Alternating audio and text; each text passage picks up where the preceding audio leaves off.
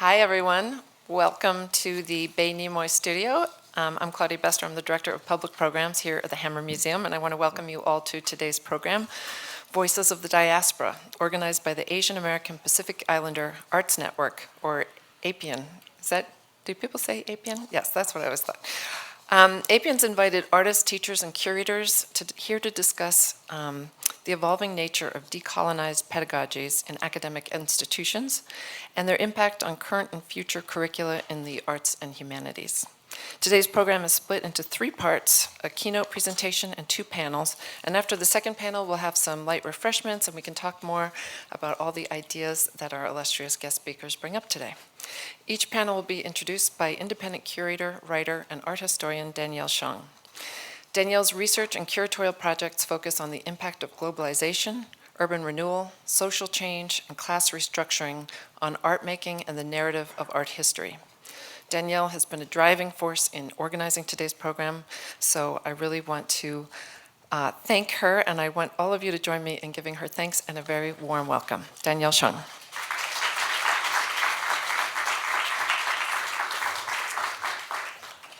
Good afternoon, everyone. Thank you so much for being here in a very busy week.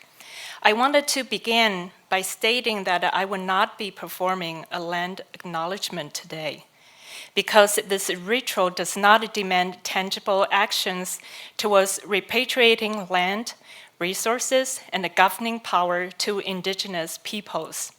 It is incommensurable. As Frantz Fanon argued in 1963, incommensurability is an acknowledgement that a decolonization will require a change in the order of the world. In other words, decolonization cannot be reduced to negotiation and reform within existing structures that leave colonial systems intact. Instead, it calls for a fundamental transformation of institutions, epistemologies, cultural values, and historical narratives. Our annual symposium, Voices of the Diaspora, seeks to explore what such systematic change might look like through critical pedagogy, self-education, and public engagement. Our 2 panels will discuss strategies for transforming educational practices, expanding knowledge beyond West-centric frameworks, and holding institutions accountable to the communities they serve. Participants will also interrogate the complexities of decolonization, its intersection with the contemporary settler colonialism, and the persistent barriers to indigenous sovereignty, self-determination, and land restitution. By engaging in these conversations, we aim to move beyond acknowledgement towards action. It is my great honor to introduce our keynote speaker, Porfirio Gutiérrez, a Zapotec American textile artist based in Ventura. Rooted in the traditional Zapotec technology of natural dyes and materials, his work redefines the language of Zapotec weaving to reflect contemporary experiences and the layered complexities of the Americas today. By reinterpreting ancestral knowledge not as a romantic past, but a vivid present, Gutiérrez challenges the imposed dialectic of art versus craft, an opposition he sees as limiting to contemporary indigenous creative expression. For him, true artistic freedom lies in breaking with the convention while honoring the depth of his cultural heritage. Please join me in welcoming Porfirio Gutiérrez.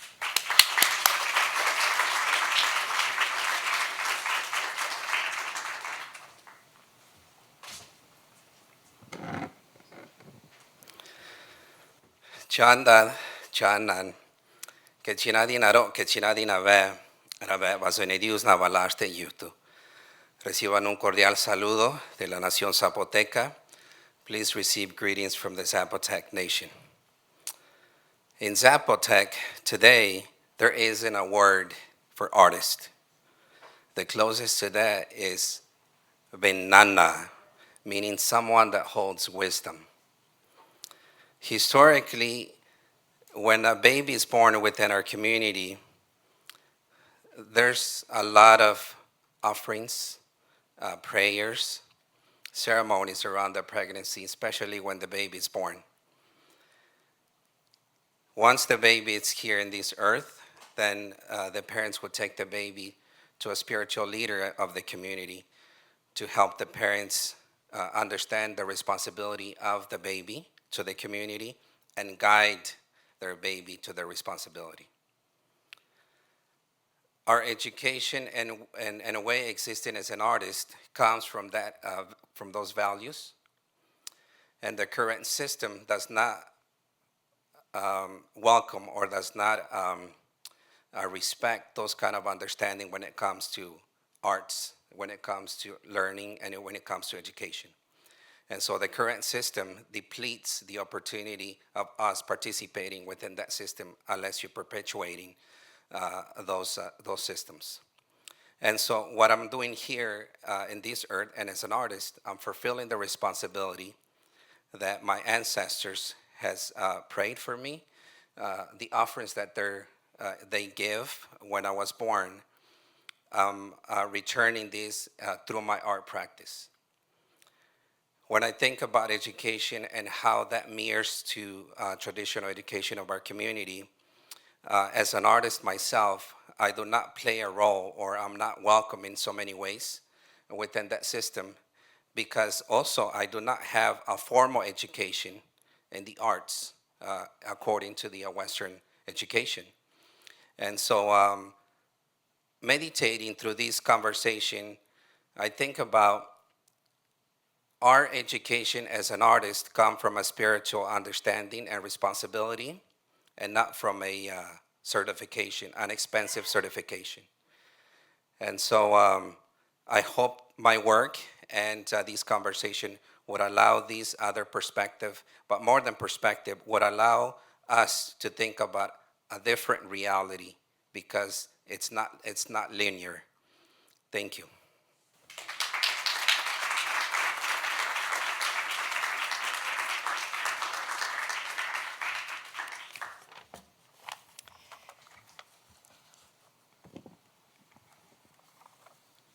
Our first panel, Decolonizing Education, will critically examine whether true decolonization is possible within an educational system inherently designed to uphold settler colonial structures. The panelists will interrogate the slippery process of decolonizing knowledge in universities, where education itself is a commodity. They will also discuss current curricula and their own pedagogical approaches to explore alternative models. Moderator, Porfirio, artist and a faculty member at Cal State Long Beach, is joined by Stephen Lam, curator and the dean of Cal Arts, Neri Gabriel Lemus, artist and educator at Azusa Pacific and USC, Paul Mpagi, Sepuya, artist, professor at UCSD, and Candace Lin, artist and faculty member at UCLA. Please help me welcome our speakers.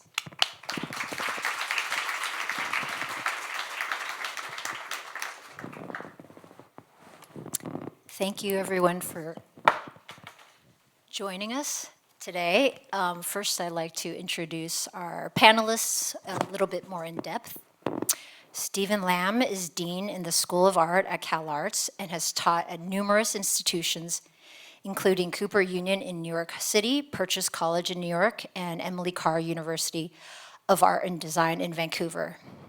As a curator, Lam has produced curatorial projects that address a diverse range of questions, such as the legacy of AIDS activism in contemporary art, the relationship between financialization and abstraction within the rural American landscape, and the politics and forms of secrecy. Nettie Gabriel Lemus, born in 1977, Los Angeles, California, is a multidisciplinary artist who lives and works in Pasadena, California. His work explores a range of subjects, including division, stereotypes, and immigration. His work also highlights the poetics of empowerment and self-determination of marginalized communities, period. Lemus received his BFA at the Art Center College of Design in Pasadena, California, and his MFA at the California Institute of the Arts in Valencia. Lemus attended the Skowhegan School of Painting and Sculpture in Maine. He is a recipient of a California Community Foundation Fellowship, a COLA Fellowship grant from the Department of Cultural Affairs, Los Angeles, the Rima Hortman Foundation Fellowship Award, and a Lace Lightning Fund grant. He is represented by Charlie James Gallery in Los Angeles and is Associate Professor of Art at Azusa Pacific University and teaches at USC. Paul Mpagi Sepuya, born in San Bernardino, California, is a Los Angeles-based artist working in photography. His work is in the collections of the Getty, Hammer, LACMA, MoMA, SF MoMA, Whitney, Guggenheim, Stedelijk, and Tate Modern, among others. His recent body of work, Daylight Studio / Dark Room Studio, has been exhibited in solo exhibitions at Wilmeter, Los Angeles, the Diktoalen in Hamburg, Gallery Peter Kilchman in Paris and Zurich, and a survey exhibition at Nottingham Contemporary in the UK. A new artist book monograph, Dark Room, A to Z, was just published by Aperture in fall 2024. His most recent exhibition, Trance, opened this January at Bartolome, New York, and runs through March 8th, and an upcoming project will be presented at the Mercosul Biennial in Porto Alegre, Brazil this spring. He is Associate Professor in Media Arts at the University of California, San Diego.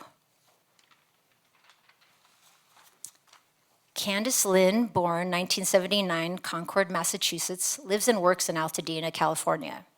She received her BA in Visual Arts and Art Semiotics from Brown University in 2001, and MFA in New Genres from San Francisco Art Institute in 2004. Her practices utilizes installation drawing, video, and living materials and processes such as plants, mold, bacteria, enfleurage, distillation, fermentation, and stains. So our first panel of artists and arts educators has been invited here today to speak about the challenges and potential of decolonizing education within the arts and humanities. I first encountered this phrase about a decade ago when I was a part-time arts educator working with youth in grades 3 to 12 in an after-school arts program in MacArthur Park, Los Angeles. At the time, I understood decolonizing your syllabus colloquially, equating it with decentering the predominantly white, Western, and Eurocentric canon of artists, art history, geographies, and cultures in my institution and teaching materials. Once I began teaching at the university level, the equity, diversity, inclusion, and anti-racism of my educational ethics deepened to include a stance toward denaturalizing the defaults of Enlightenment perspectives, Cartesian worldviews, and modernist legacies, frameworks that have been foundational in teaching art and critical thinking. While approaches like these might align with an anti-colonial undertaking, they are not decolonial. Indigenous scholar and NYU professor Eve Tuck and UCSD ethnic studies professor Kay Wayne Yang critique the widespread appropriation of decolonial language in educational advocacy and scholarship, pointing to the frequent calls to decolonize our schools, employ decolonizing methods, or decolonize student thinking as examples of this questionable engagement. As their essay asserts in its title, quote, decolonization is not a metaphor.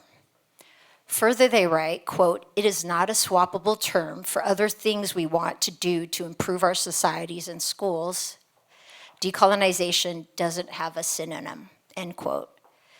Decolonization is singularly defined as the repatriation of land and life to sovereign indigenous tribes and nations. The term is incomparable and unequivocal. It is incommensurable. Framed by decolonization's literal definition and the question of whether or how decolonization can be enacted in our programs, this panel of artists and arts educators whose pedagogies interrogate naturalized ways of looking, framing, representation, hierarchy, and authority will re-examine the use and circulation of this notion of decolonizing education. They take pause and hold doubt about the ability of university-level arts education to decolonize. However, informed by their astute criticality and visionary art practices that work to unsettle a priori notions of mediums, materials, and meaning, we can take a closer look at the complexities we find ourselves in and explore the relationship between a pedagogical praxis rooted in radical systemic change and an ethic of incommensurability, one that unworlds the settler present toward indigenous futures. We represent faculty and administrators who teach, work, and thrive on the unceded indigenous lands of the Chumash, Tongva, Fernandeño, Tataviam, Gabrielino, and Kumeyaay peoples, also known as Long Beach, Valencia, Los Angeles, Azusa, and San Diego.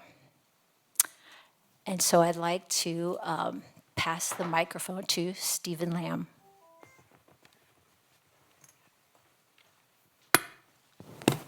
Thank you, Pearl, for that amazing introduction. Give me a second, I've got too much baggage, metaphorically and literally, so let me get set up. So what I want to do today is three things. I want to reintroduce and revisit some of the arguments in Tuck and Yang's Decolonization is Not a Metaphor. I think the reason why every time the word decolonization comes up, I think Google just, this article pops up.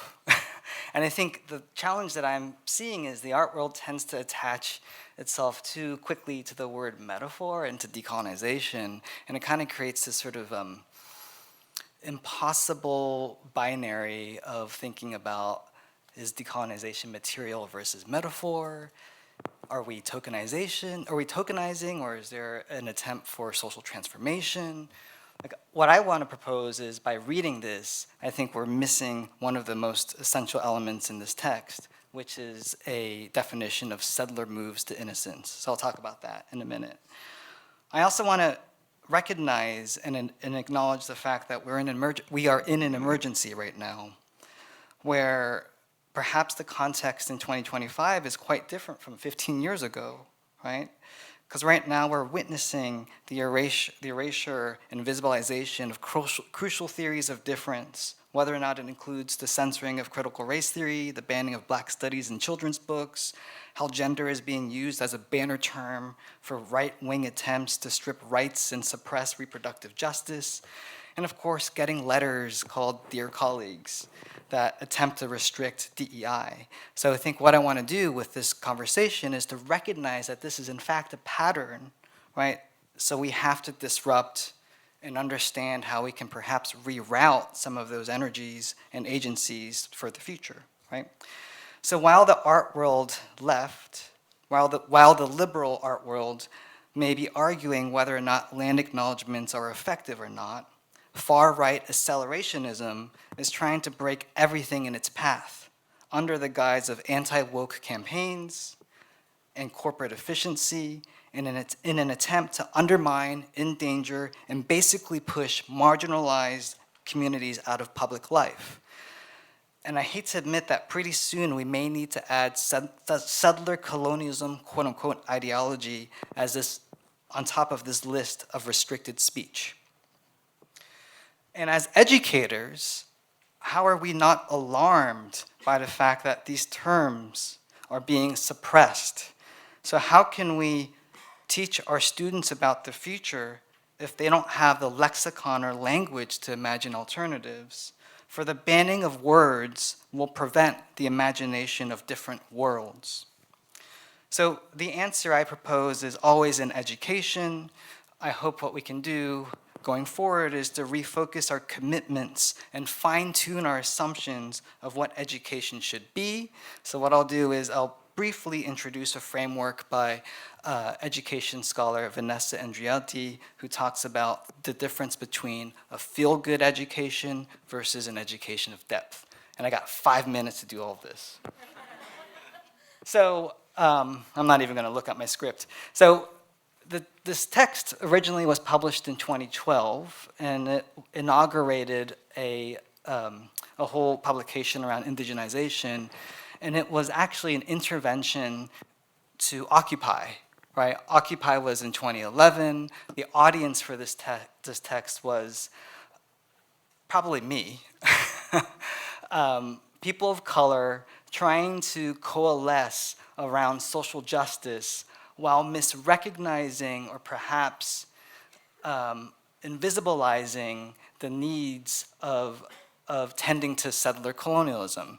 So the first part of the text has this amazing definition of settler colonialism that kind of differentiates and hybridizes and speculates that settler colonialism is in fact a fusion of internal colonialism and external colonialism. But then the middle chunk of the text attempts to define quote unquote settler moves to innocence. Moves to innocence was a term originated by a sociologist who wanted to really understand why white people weren't fully participating in anti-racism circles, right? Whiteness tends to sort of hide. Whiteness tends to hide in innocence. So what Tuck and Yang wanted to do was inventory these 7 kind of typologies of where the settler is hiding in innocence. So the first one is settler nativism, which is a move to perhaps fantasize a type of ancestral origin. The text talks about Vian Deloria's Indian grandmother syndrome, where many settlers claim that their great-great-great-grandmother is a descendant of native tribes. So how does that adoption actually reinforce a type of settler colonialism? Fantasizing adoption is an attempt to sort of it's where the settler dreams that they are both the adoptee and adopter of indigenous communities. Colonial equivocation is an argument that we're all colonized, you know?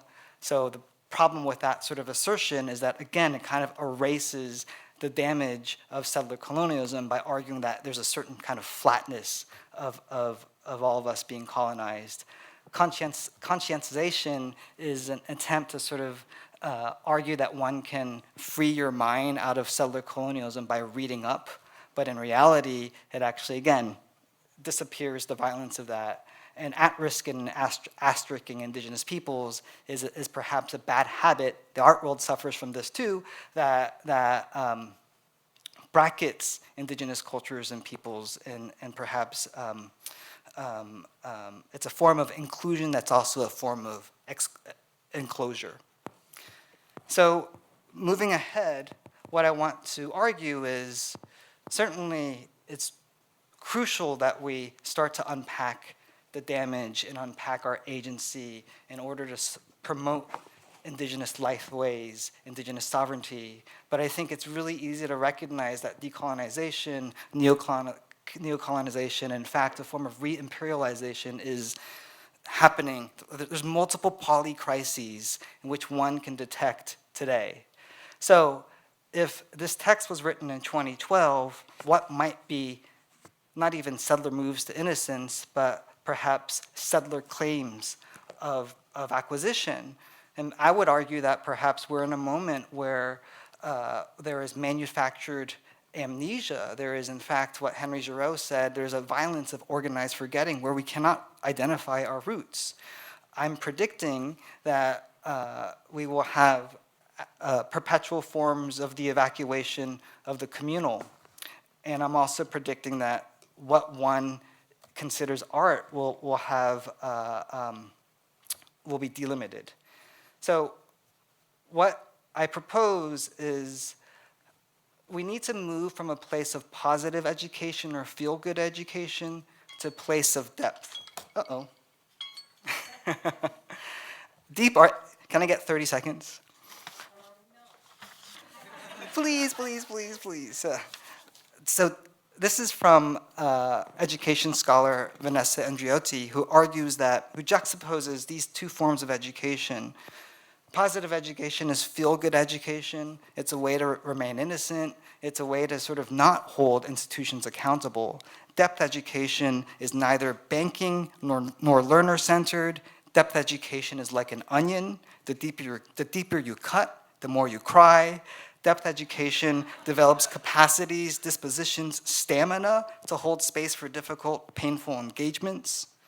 Depth education is not feel-good or positive education, because feel-good and positive education operates within a form of denial. Depth education does not look at simplistic solutions that make us look and feel good, but it forces us to look at forces us to look at the roots of our collective predicament. So I'll end there.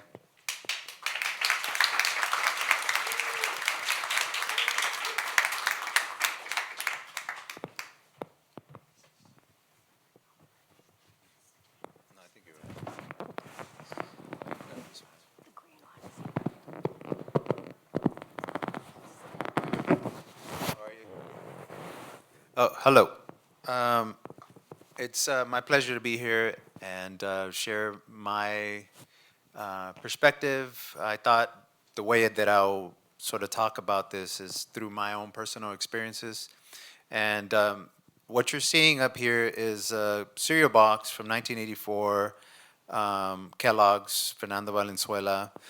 I don't know how I first saw this. I think it was someone posted it, and I said, like, I gotta have that box because it just reminded me of growing up in the 80s and seeing Fernando Valenzuela, a person who looked like me, be on, a cereal box. And that was it was an important moment for me because I was like, wow, if that person can do it in their field, which is difficult, the sports, it's like, wow, why can't I do it as an artist as well? And what I ended up doing is taking this cereal box to my office at the university, and I kept it up there. And so my idea was like, maybe students will see that I find this important, like for them to relate. And also, one of the things that I ended up finding out, some of my students would say, the reason I came to this university was because they did a video on you, and I saw someone running a program that looked like me, and I thought, okay, this school might be different. Excuse me. So I ran into a lot of things like that. And, I mean, you already know where I went to undergrad, but when I was an undergrad, when I went, I was dealing with work that dealt with identity, and I didn't feel like it was welcomed.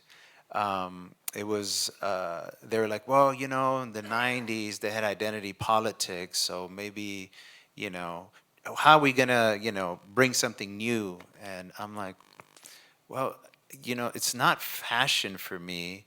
What I do is just, it's part of my story, this is why I do the art that I do. And so, when I finished, the director of my program said, I'm glad you kind of fought us, and because you developed something that still dealt with identity, and of course incorporated all these conceptual sort of like strategies, right? But I was coming from looking at Chicano artists, looking at collectives like ASCO and Los Four, and I was really influenced by that work. And I just felt like I didn't have that support. And then the other thing that I also ran across is my professors would show me images of work And I was coming from Mecha, from PCC and all that stuff. And so I would be like, hey, why don't you show any more women or people of color in your slides? Oh, what are you talking about? Oh, yeah, we do. Say, well, here's your list. I don't see anything in there, right? So those are the things that I was finding, issues when I was in school. And as an artist, I was really interested in talking about these things within my work. What you're seeing here is one of my pieces. It's a sculpture. It's called Dance of the Conquest. And you'll see a mask, and that mask is I cut two dance masks from Guatemala. One is Pedro de Alvarado, and the other one is Tecunuman. Pedro Alvarado was a conquistador, and Tecunuman is a Mayan warrior. And these are my histories, In my mom's side, my grandparents speak a Mayan dialect, and then in my father's side, my great-grandfather came from Spain. So, and in the back you have the flower of Los Angeles, which is the bird of paradise, and the morral is, it's like a bag that many farm workers, campesinos use for crops or just to carry things. So for me, this symbolizes this sort of like, colonialization and also like migration that I find very interesting and important. And these are the things that I wanted to talk about. And so when it comes to art education, I think it's very important to look for these narratives, right? So you have like drawing classes, you have sculpture classes, and I constantly look for ways to incorporate different narratives within the work. And as a director of a program, it's like I look over the syllabi and see like what's being taught to just make sure that the curriculum is diverse. I don't know if you guys have heard of this book, Art and Theory, 1900 to 2000. They teach it in almost every school, right? So I looked it over, and one of the things that I saw is like, you have the, Walter Benjamin, of course, Sigmund Freud, some of those essays, and I was like, I was looking back at everything that was highlighted that I was supposed to read, and I was like, there's like so much in here, right? So just to give you an example, what I would do, it's like, there's a interview with Ana Mendieta. There's David Afado Siqueiros wrote an essay, Diego Rivera. And then at the very beginning, there's an essay by Carl Einstein. It's called Negro Sculpture. He was referring to African sculpture. But I find that really interesting because in that essay, he's talking about how the sculpture is seen like lacking sort of like skill, so on and so forth, but it's seen through this Eurocentric lens, right? And what he's arguing in that essay is like there's a spiritual connection. These objects have this spiritual connection, right? That many people don't take into consideration when they're looking at that type of work. So for me, taking that active approach in what is being taught in schools and the curriculum, I find it very important. But that's sort of what I've done and why this topic is so important to me, particularly because of the things I felt was lacking in my education. And, another big thing is like in almost every university, majority of my students are female. Majority of my students, it never fails, right? And so it's important to have those artists represented in the curriculum. So it's a very important topic. So.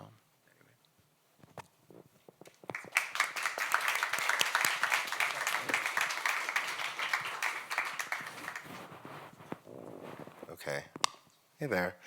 Sorry, I don't have any slides, but I'm just going to talk. I hope I can say something of interest. I really kind of was sticking on what you were saying about whiteness hides as part of this thing that we're going through and the violence of forgetting. Is that how it was described, the violence of forgetting? It made me think of this thing that I did in teaching a few years ago, back in 2020. I was sort of tired of all of the students of color writing their artist statements and having to explain their identity. And so I kind of said, I like said it in class, and then I like just said it on the internet. I was like, okay, just stop, just like withdraw, just like don't do that work anymore. And then I said, okay, all white students, you have to put whiteness in your artist statement. I'm not gonna tell you what to do with it, but you have to, you have to contend with it, because I think this is part of the thing of just like, the colonization is like, it's just normalizing, just like, okay, it's just so frustrating, and we've all had to do this, whether it's race, gender, sexuality, migration, all these things, and it was, people cannot handle it. It's like, I'm tempted to do this right now when I go back. I'm on sabbatical right now, so I'm not having to deal with this, but I'm really thinking about it in the fall. So yeah, that's something that's really in my mind. But also, I think as part of teaching, it's like, I'm kind of constantly learning from students, because I'm not someone who came into teaching from like a theoretical background, like really in depth with pedagogy and things like that. It is a job that I do. It's one that I enjoy being in conversation. But so for me, being a teacher, being at UCSD, I was at CalArts before, and Bard is probably where I was introduced to a lot of these concerns. And so something that I think about also with my work and also teaching is this idea of like infiltration, where it's kind of like, I'm dealing with photography, and it's, kind of medium specificity, and it's burdened with representation, and the first thing is like, okay, you have to make an image that then describes like your identity, your social conditions, and it's like, well, there's all these other things that are into it. So how can we navigate in that space is something that I'm always trying to figure out. But one thing I was talking about when we all met on like a Zoom about this was kind of examples that we use in teaching. So this is particularly like embarrassing for me to have forgotten to submit my slides. But so I teach like an intro to photo class at UCSD, and I was looking at the prior curriculums or the syllabi, and it's like you have like, okay, here's some technical stuff, and then like week 6, it's like, okay, now we're gonna talk about like women photographers. And then the next week it's like subcultures and queerness, and then it's like black people, and it's just, I was like, this is crazy. So I stopped, I was like, I'm not gonna do trigger warnings, and I'm gonna show difficult content. We're gonna look at like the Zealy daguerreotypes, we're gonna look at, but hopefully we can get there without having to section everyone off. So one example I was thinking about is like, you pick up a camera and you're having to deal with a lens, right? You're having to deal with this unnatural thing that sort of tries to naturalize itself through its pictures. And so like the frame is an unnatural imposition on the world, and I think we can think of that as like a metaphor for all this colonization stuff we're talking about. It's like unnatural things that are imposed. And so there's an act of framing. So it's like when we're talking about lens and focal length, it's like, okay, we can't be just sort of passive users of this. So it's like, this is about, okay, this is a choice of what to include, and by an extension of what to exclude, which seems really simple, but when you're talking to like freshmen, they're often like, oh my God, I never thought about that. And sometimes I think we forget that too. And so, and then it's okay, how does looking at photographs, that's an act of aligning our vision with that of the camera, and by extension of the photographer, right? And then that's also a metaphor for colonization. And the frame, and that framework itself is composed of, cultural and historic and institutional and subjective information. So it's like, if you can look at any image and it's there. So, I also like in the shortness of like a quarter, and you're trying to get through so much stuff, I can't sort of like give all the in-depth readings, I can just sort of point to things on it, if people want to sort of follow up. But I'm hoping that by introducing, so that they're not just picking up a medium and learning about photography, and then later on someone has to come in and be like, let me correct you, and let's do that. Like hopefully when they're first adopting it, they have some critical tools of it, so that hopefully they can take that amazing seminar with a theorist or a, someone who really knows this in depth, and they can connect it to what they're doing every day. And then like one thing I also talk about is all, frame, along with framing is like scale, and like a lot of the texts that the Western developers of photography are based off of is like the Book of Optics, which was written in Egypt in like the Middle Age, what we call the Middle Ages, like I think it was around 1100, Ibn al-Haytham, I believe. And we look at then 1500 years later the photographs that like Francis Frith takes. That the irony that like the Book of Optics, which lays out the principles of photography, first kind of like really finds its place in these photographs that like the British imperial people are making in Egypt, but then the fact that like people in Northern Europe have no concept of what they're looking at. Like photographs don't tell scale unless you have a comparison in there. So he's like smart to put indigenous Egyptians in the frame alongside, for example, the Colossus of Memnon or these things like that. And then later on, you'll have like British tourists in their Victorian dress. But there's these, this stuff kind of comes full circle. And so I think these are ways to kind of build in metaphors for being able to think about decolonization later on, because I honestly don't know what that will look like. But hopefully, that's somewhere to kind of start. And I'll leave it there.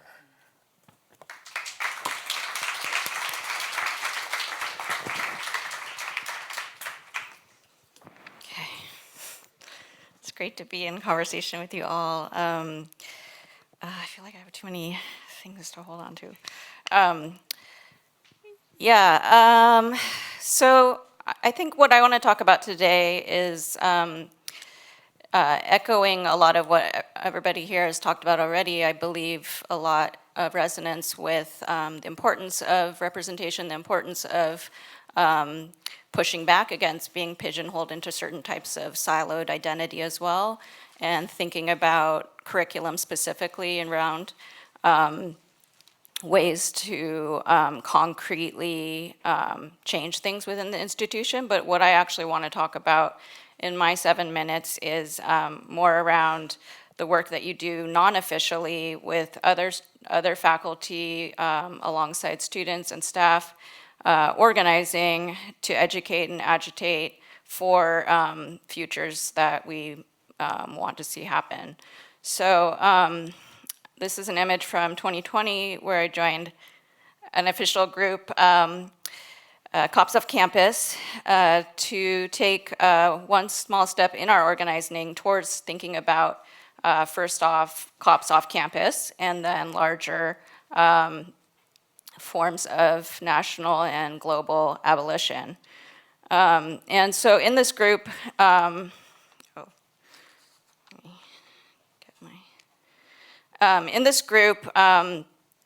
a lot of amazing scholars, and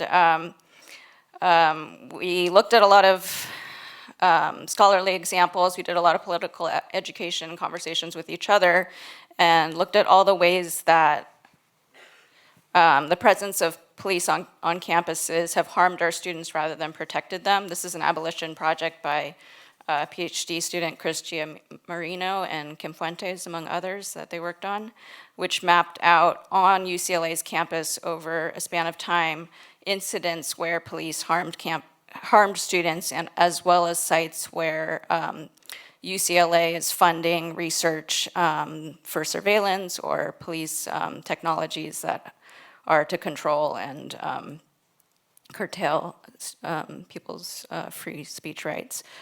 And so this kind of abolition mapping project is a political education project that comes out of this unofficial organizing. And it's really important because history is really important and educational institutions are really important. That's why they're under attack right now. If we don't know our history, there's that line, we're doomed to repeat ourselves. So this map would include many more incidents of police violence from the last year and a half, if we had time to add to it. And we've just seen over that time the ongoing escalation of UC's investment in seeing our students as threats rather than as voices of moral courage, speaking truth to power, speaking about the genocide in Gaza.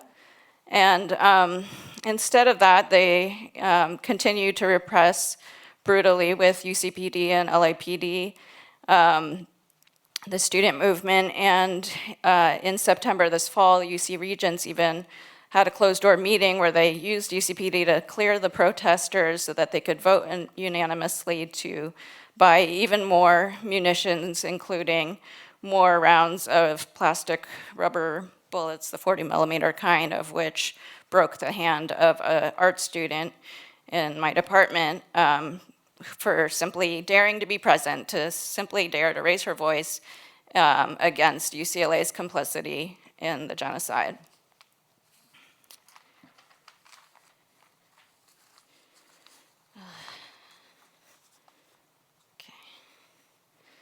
So, as one of the few artists in this group, I was actually glad I had a useful skill, because I am very humbled in these groups because I'm often the person that has the least amount of political knowledge about these social issues that I care about. And I'm like always glad and humbled to get to learn from people whose life work and experiences are dedicated to subjects like abolition and social justice.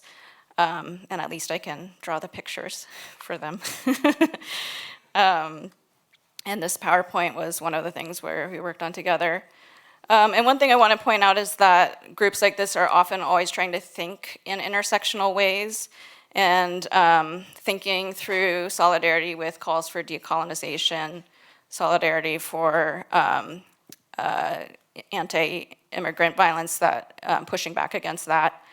And this political education always begins with a kind of foundation of understanding that the museum, as well as the university and these kind of institutions that seem really liberal and benign, are, they seem like they're places that are for our empowerment and our mental liberation, but that they come out of settler colonialism directly. For example, with some of these examples here, the Morrill Act, which was the land grant universities where 11 million acres of indigenous land were given to universities like UCLA to use to build their cultural wealth and university wealth from. So,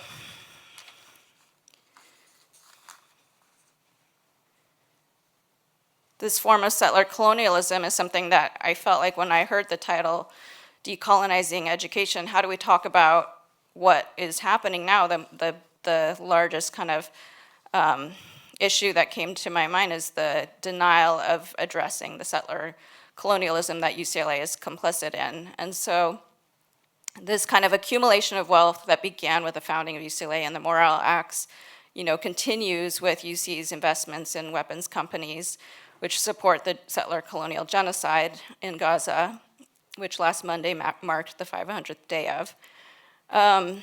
And this investment in settler colonial violence is something that campus organizations like UC Divest, Jewish Voices for Peace, and recently banned group SJP, Students for Justice in Palestine, and Grad SJP have been protesting and amplifying this call for the university to divest. And as of now, despite many different organizations and cross coalitions across the whole university, across faculty, students, and staff working together, the leadership has refused to even come to the table to have a conversation about divestment.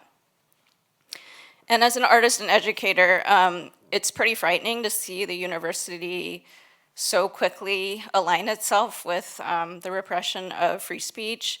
They've created free speech zones at UCLA where posters like these are criminalized and not allowed to be shown if they're shown outside of the free speech zone. So we had posters in our grad building of a lithograph of it was an artwork actually, not a poster, a lithograph of a Palestinian children whose hand is up and is pointing to Free Palestine. And we had a silkscreen students made in a workshop together that said, "We keep us safe," and these were flagged by the university, and we were told to take them down as being out of the free speech zone and against the time, place, manner rules, which have been ways that the university has finding to kind of be complicit in silencing these student organizations.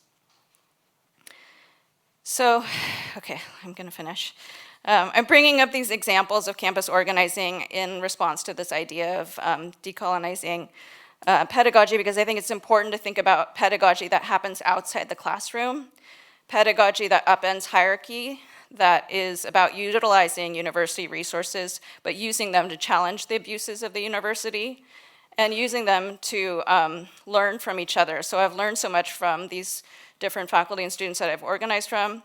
I think we need to build more alignment with students and student movements. We have to use our faculty associations and organizations and resources and access to power to push back against what's happening. And so I've used this as the kind of way that I've focused on the way that I see the university as upholding settler colonialism in its kind of financial and ideological intersection, and I hope that there is a way that, even as a settler educator myself, like that we can use these kind of conversations and actions to build real solidarity across different like-minded interests.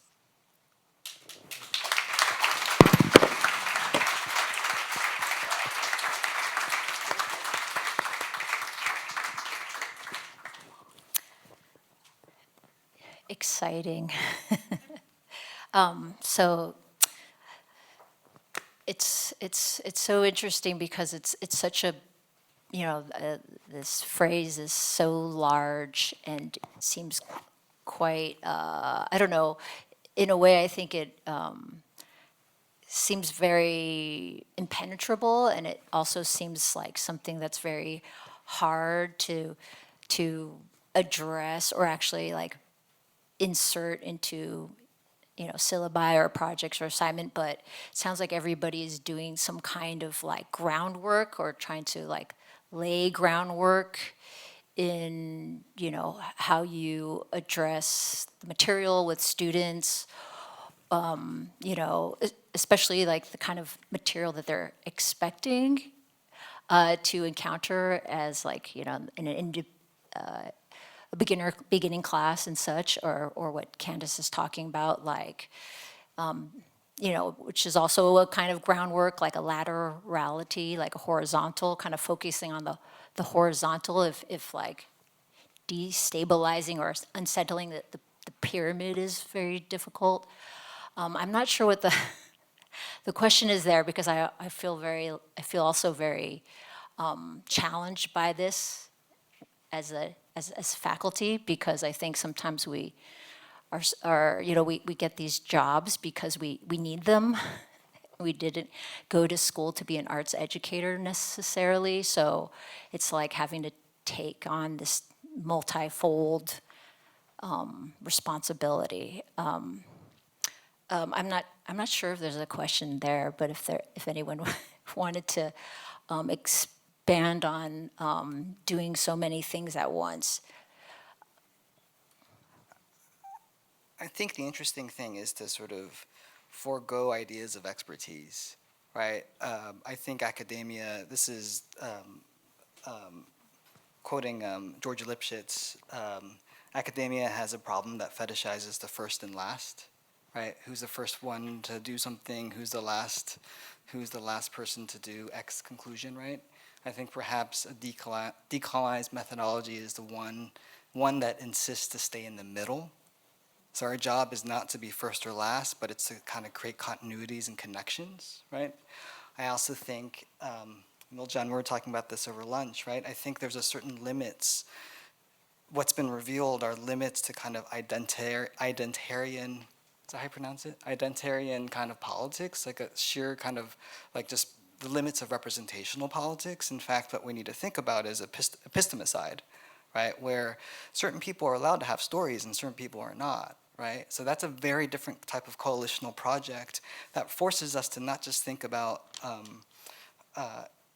again, George Lipschitz said this beautiful quote, we need to stop thinking about one's bloodline, but think about our shared bloodshed, right? Like there's ways to think about how a type of comparative relational anti-racism, a comparative relational kind of anti-settler colonialism, right? That is not just focusing on one story, but perhaps all of our stories, right? So we need to think about coalitions.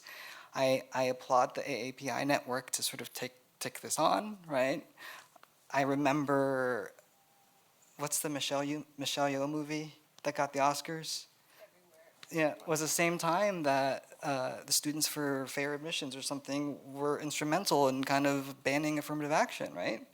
So I'm so happy to see my Asian students, Asian diasporic students here, but it's also perhaps for us to really kind of focus our commitments, right, in terms of thinking about abolition, decolonization, coalition, participation. How can we think about trust? Right, all of those things are in my head.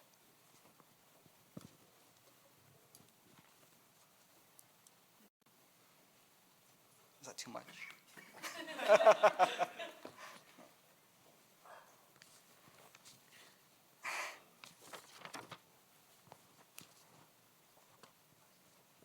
We had a, maybe we could, this would be beneficial. We had a talk when we did the Zoom conversation where we were talking about decolonizing education. And I think you said something really, really cool. Do you mind talking about that? Do you remember what I'm referring to? But it's like giving us a different perspective of looking at the term. So I thought that might be kind of interesting for us to jump into. Wait, give me a bit of a refresher. Oh, what was it? It was sort of like, dude, I can't remember. It's so good. It was so good, man. It was really good. You guys don't remember? I don't have my notes from that. Oh God! Yeah, I was like trying to take notes, but I was like I was like in the car on Zoom, so like I couldn't tell. It was just like off the top of my head. I didn't know what I was saying. Yeah, I don't know. It was just a different way of like thinking about it, because it's like we've used that term for a bit, and you were talking about. Oh, okay. I think it's coming to me. It was. I don't know. I guess maybe I'll just start with like. I'm always thinking like, well, we're just here. Like we're here, and so what do we do now that we are all here? And so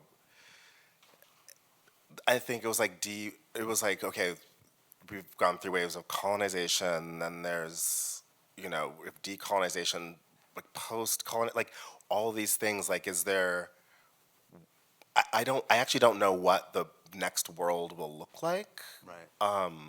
Well, I mean, I think part of it is like that colonization part. It's not like get ridding of it, that history. It's like, and that's what sort of like what you're talking about, peeling back the onion. It's like that history needs to be talked about, in education. But it's like having that component in there as well. I don't know. Yeah. No. Yeah.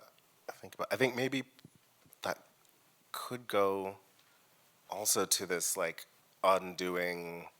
Well, because as I'm trying to figure out what it was that I was thinking about, I'm thinking about what we were just talking about here of like the refusing to be the first and the last, and those like the burdens of the work that we all have, because we all know this experience of like in the department, whatever you're in, it's like everyone looks to us to have the answers, and you're not just an expert because of your identity and having had to face things,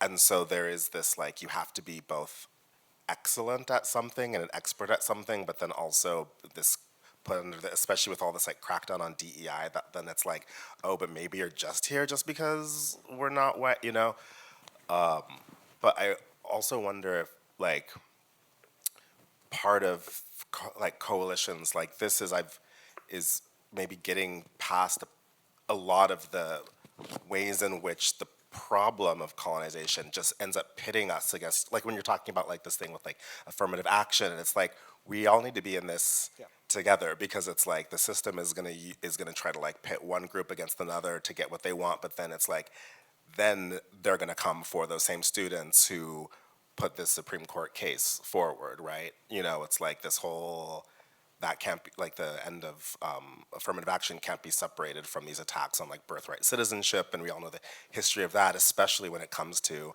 Asian Americans, and it's just like, I don't know. I'm just I don't know where that's going, but yeah.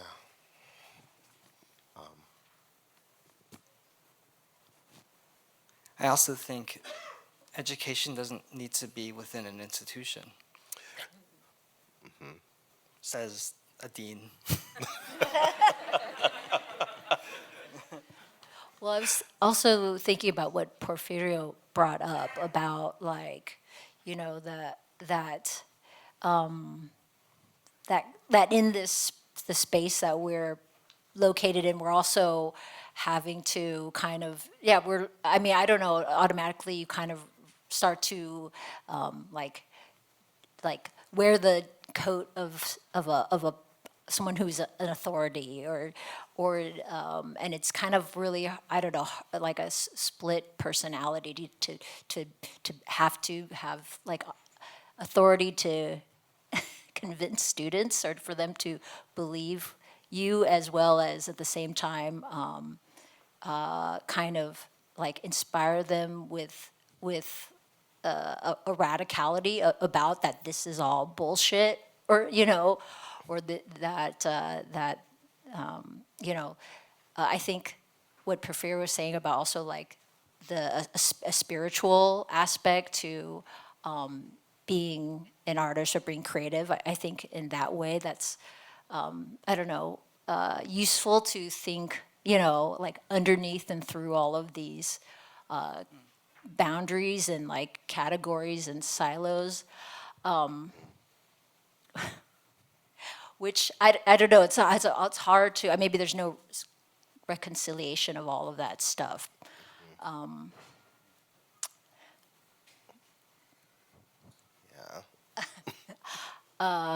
There's no question in there. Because I feel like I'm really thinking with you all, because my questions that I actually have prepared are like are we, to what extent do our efforts reproduce like settler occupation and its ongoingness? And I think that's maybe too reductive of a question, because you kind of talked about this impossible binary. I feel very like pulled by these. I don't know. Maybe how do you deal with that? I don't know. Okay, I'm trying to think of like what I can say, because there's some things that happen that we all deal with in the places where we work, where it's like, how much can I talk about? How much can I talk about? But it makes me think about like what you were saying, Candace, about like the need to organize outside of these spaces, because something that I've experienced was the ways in which I think attempting to tackle embedded problematic systems, when you are trying your best to work through the channels that the department and the division put up, I've seen how it has ended up reproducing or just like shifting the violence onto other people. And it can be really traumatizing, I think, for everyone involved, which is why I think what you're talking about of finding places where we can organize and other, like these other kinds of faculty associations or community is probably the place where these things can happen. I don't know. Yeah. What do you think about like on these, on these issues of like what can get done within the institution and then outside, where you just have to sort of say, I'm not going to do it in this space, and it's necessarily going to be in that space, but moving between them. I mean, I have a very close, beloved colleague that says that the university is like a cruise ship. There's like a buffet if you want to like get some free resources, but the change that happens, it's like a cruise ship. It's very slow, right? So you can do what you can within it to try to redirect that big ass ship that's going to go and it will make real changes. Like what I was saying, I do believe in like curriculum changes and changes to like the diversification of the faculty and the student body, and those things have changed within the 7 years I've been at UCLA, and I've seen that have a really big impact. But there's real limits, right? So, and I think specifically around, Pearl, you were asking specifically around the question of decolonization, right? I don't know. I think it's an interesting question, like why was this panel chosen to talk about that when, like, I don't know, I am not doing a lot of work, and I probably should be, around working for land back and repatriating indigenous land. But if I'm not doing that, then yeah, everything I'm doing is along, it's not necessarily against it, but it is not aligned with that, and it doesn't serve that. And if I pretend that the curriculum or kind of social justice issues I care about in my teaching are somehow the same as decolonization, then it is actually harming it, like what Stephen said around settler moves to innocence. So one thing we talked about in the Zoom was, uneasiness with the topic at hand, but also why we chose to be in it. And feeling uneasy with, is this in itself a settler move to innocence? Like, have a bunch of non-white educators up here talking about decolonizing education. And how do we be allies? How do we be actually thoughtful about how we try to engage the subject?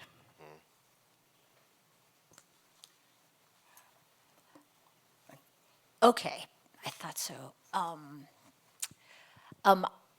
Thank you for this portion of the panel. Now we'd like to open the discussion up to the audience for a Q&A. Yes, this fellow right here. Thank you for asking a question. Thank you guys so much for being here today. We're all art students at UCLA. We're all students of color. And I think a lot of us have definitely felt, disregarded and erased and discriminated against, even within the own community. But I think a panel like this and educators like you are the reason we haven't given up. And I feel like it's given us a lot of hope. I kind of want to harken back to one thing that was said earlier in the conversation. And it was that creating identity-based work is not welcome and has made a lot of us and other students of color very unpopular with our white classmates. And these are the same white classmates that claim to enact a pseudo-liberalism. And I'm just kind of curious, when you make work that's confronting white supremacy and that's implicating white people, there is discomfort. And when you push back, you're seen as aggressive and as militant. But I really like what you said, Paul, about how if we can collectively experience this as people of color, white people at the very least can learn about it in their programs and in their schools. And I think my question for all of you on the panel is, there's definitely organization within the arts where students of color are trying to band together, but it can also be very isolating because it still is a predominantly white landscape. And I was talking to a friend last night about this, and she's an African-American artist in the art school at UCLA. And I was like, well, we got to do something. And she looked at me and she was like, there's nothing we can do. There's nothing we can do. There's no space for us. There's nothing we can do. So I'm just kind of curious, a lot of us have kind of reached a point of, of hopelessness in terms of thinking about, like, how do we organize? We don't really have a space for us. Is there any advice you would have on really uniting students of color within art programs and democratizing that curriculum? But again, thank you so much for being here. Appreciate it. Should I take that as the UCLA rep in the room?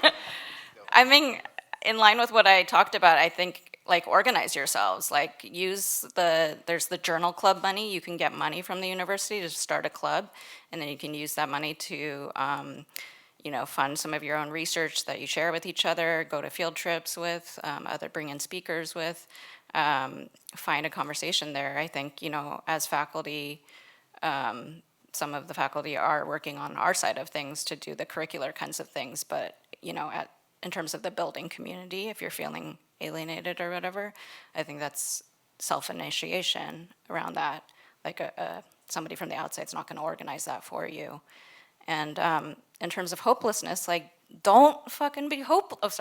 Don't be hopeless. Don't be hopeless. That's how power defeats you. Like, that's how the institution defeats you. Like that is the worst. Don't capitulate to that hopelessness. Like, the whole reason the students and the student movements are so powerful that the nation is so frightened of them is because they're not hopeless. They're full of hope and they're pushing constantly. Yeah, and I appreciate that. That's that you can't lose hope.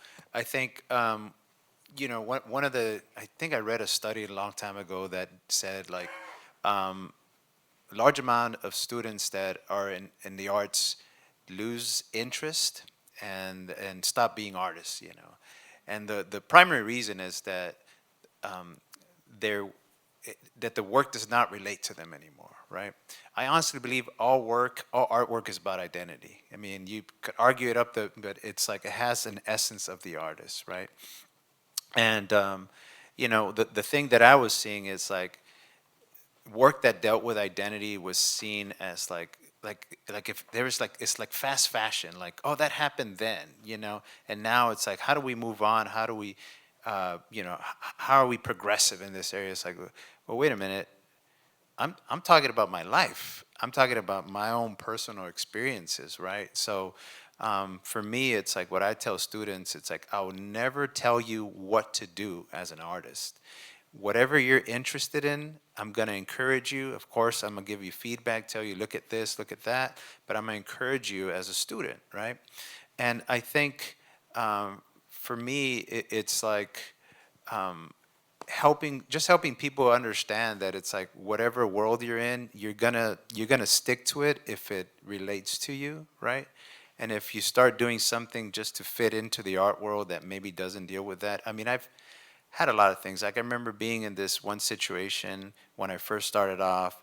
I was at Suzanne Vilmeter. There were some other collectors there, and they said, "Oh, we saw your." I told them about my work at Charlie James. It's one of my first shows. He said, "Oh yeah, we saw that work there." He said, "But white people don't collect your work, do they?" I'm like, "Well, they're my biggest collectors." You know what I mean? It's like, but there's a lot of misunderstandings there, and the thing is just keep on doing your work. It's not about trying to please somebody or what have you. And once you're grounded in that, it's like man, you're just speaking your truth. And other artists are doing it, so we don't have to apologize for doing it. We don't have to give an explanation per se. It's like, hey, this is my world, right? So I would say organize around struggle. I'm sure that disaffection at UCLA, what we have that at Cal Arts, right? I'll hook you up with some disaffected students at Cal Arts. But I also think there's something really important to recognize that feelings of victimhood, of vilification, of being the victor. Like I've once read that the 3 V's: victim, villain, victor, is a product of a certain type of winners-take-all kind of colonialism, right? So the key is to not sort of translate that sort of disaffection or grievance, but to sort of transform it into a kind of collective struggle, right? That's why I love Robin D.G. Kelly's like love, study, struggle.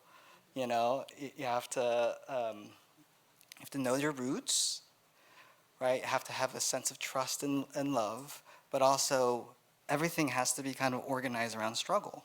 And I think the cool thing about art is that like, don't we correct the norms, right? We're living in a particular moment of time where who would have thought that all of these things are being banned? So perhaps it's our kind of task and challenge to really kind of redress that sort of norm. Don't feel lonely.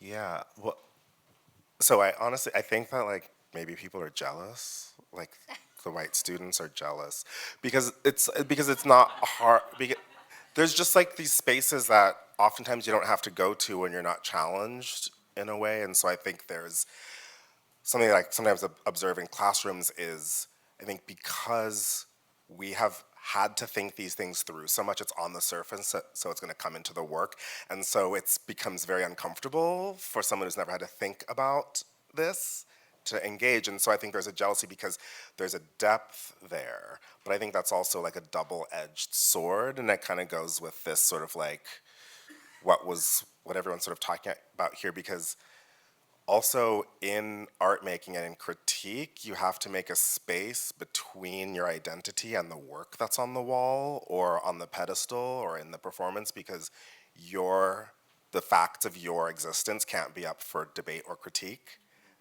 The history of your life, the history of where you come from, that's like no.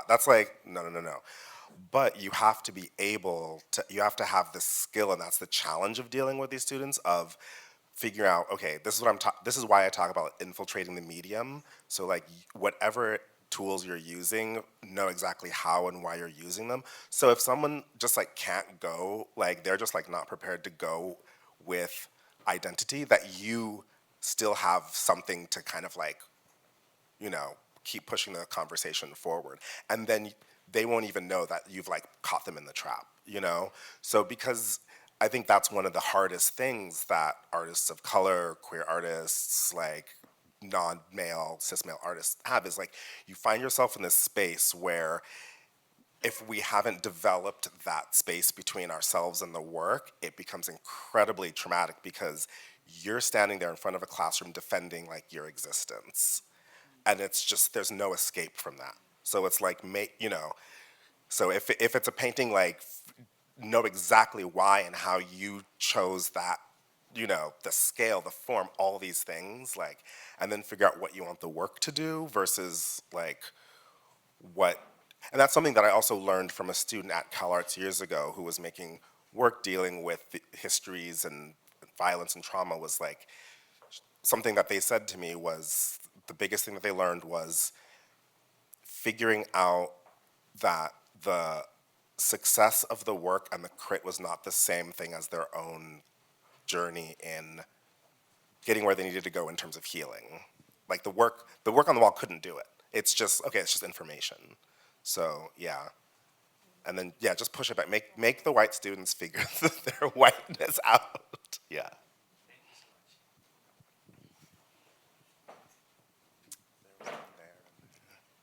Back row.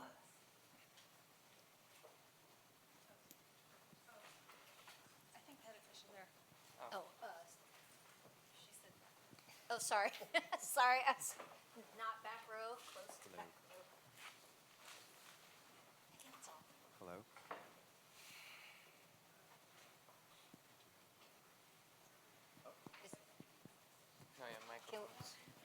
Can we, Testing? Okay, great. So I guess my question is, it does seem like a large task, decolonization. I feel like I still don't understand how we do that. And I often wonder, what does identity mean in the United States? Are we American, or are we all these subcategories? I feel like the gentleman in the blazer, I really like your approach in the sense that we have to make our struggles intersectional and collective, because I still feel like are fragmented in our approach to these difficult things. For example, I'm an artist myself, and I never thought of myself as a Black conceptual or abstract artist. But I also realized in my 30s that I never really embraced what that even could potentially mean, because I was still viewing myself under European, you know, I guess, aesthetics. And it was troubling at first, but now I feel like I can understand how these very powerful systems frame and shape the world. But I often also wonder, to move forward, do we have more conversations about our collective Americanness as well that brings us all together? And instead of, and so like, does identity sometimes prohibit us from sharing our stories in a way that helps us to all heal?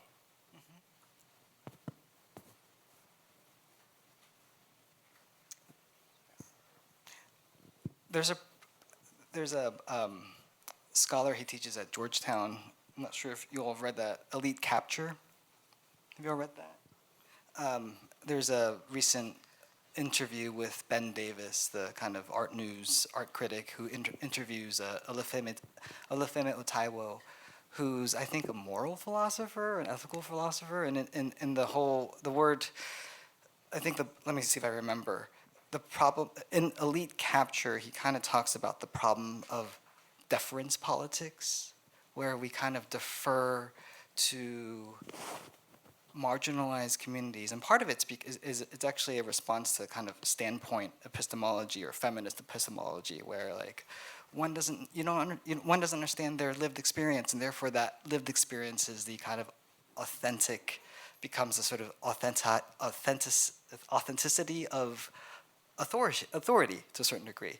So he's sort of arguing that we need to move beyond, recognizing that standpoint epistemology is an extension of kind of like women of color feminism, but recognizing that institutions have co-opted ideas of identity to still kind of maintain a certain type of status quo or scenario where difference is sorted, contained, etc.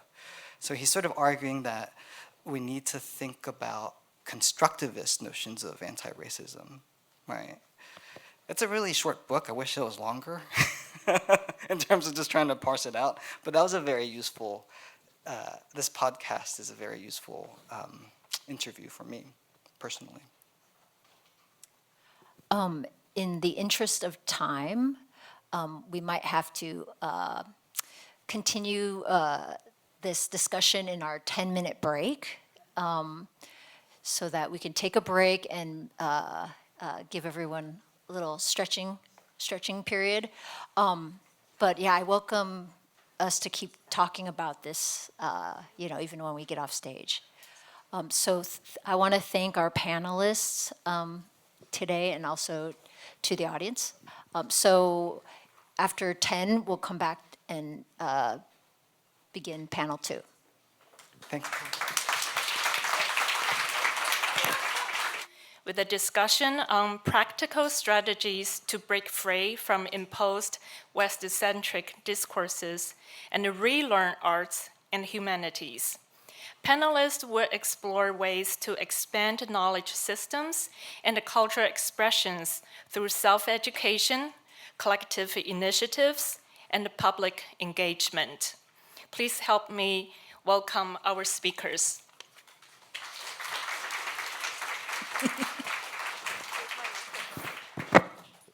Thank you, Danielle. Good afternoon. My name is Miljon Ruperto. I'm an artist, and I will be moderating this panel.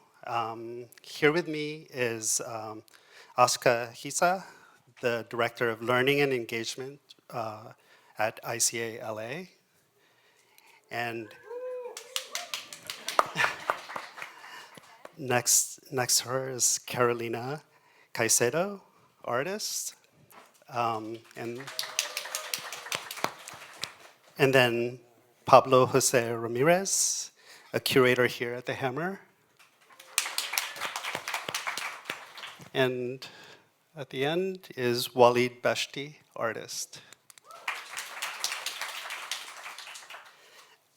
Okay.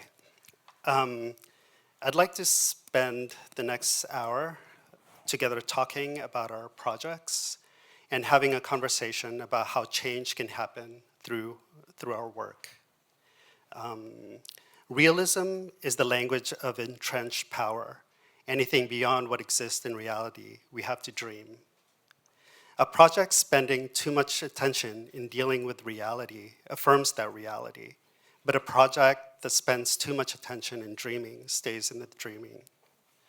As we develop projects that push for change, we must keep in mind that these projects must always account for both the world we have inherited and the imagined world that we want to bring to being.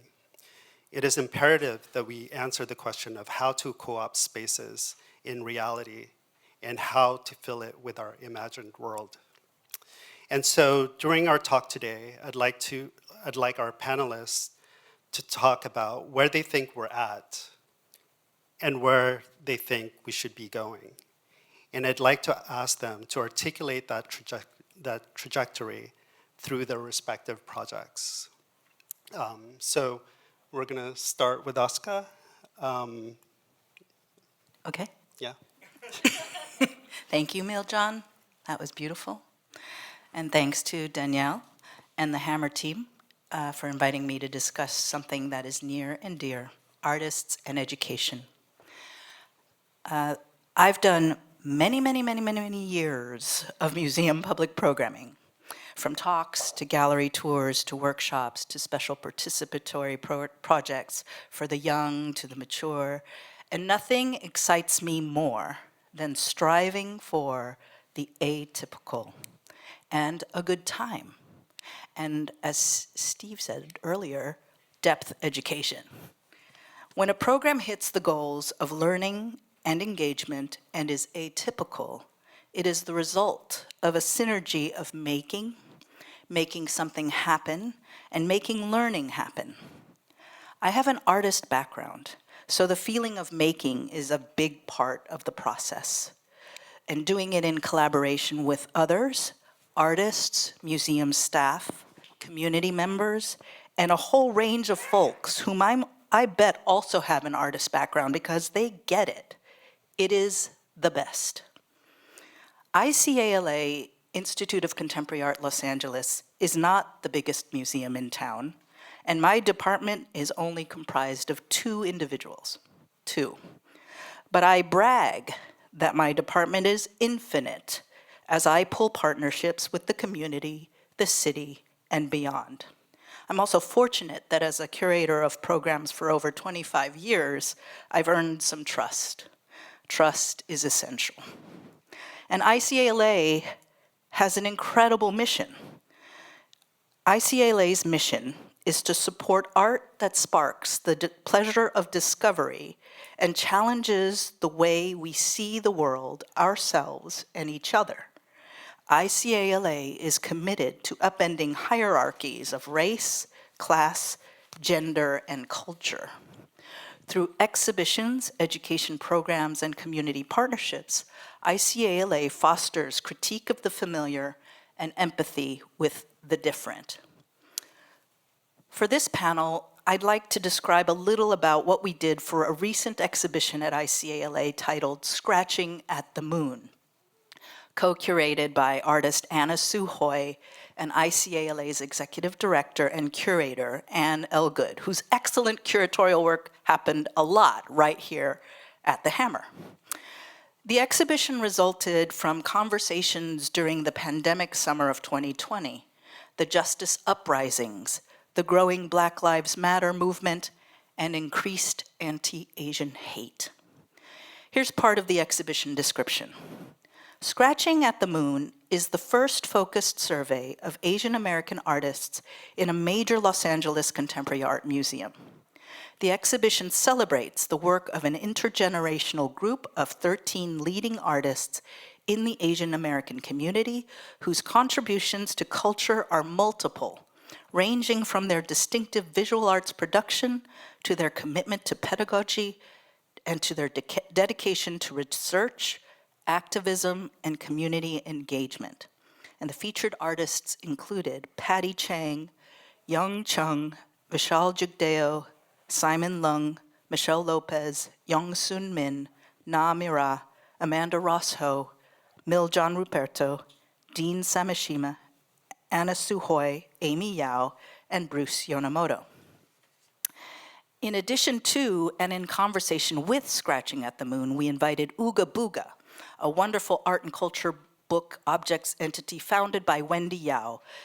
We invited Ooga Booga to be part of our bookshelf residency, where Ooga Booga celebrated their 20th anniversary year with a beautiful bookshop on our shelves and 3 mini exhibitions with more Asian Americans.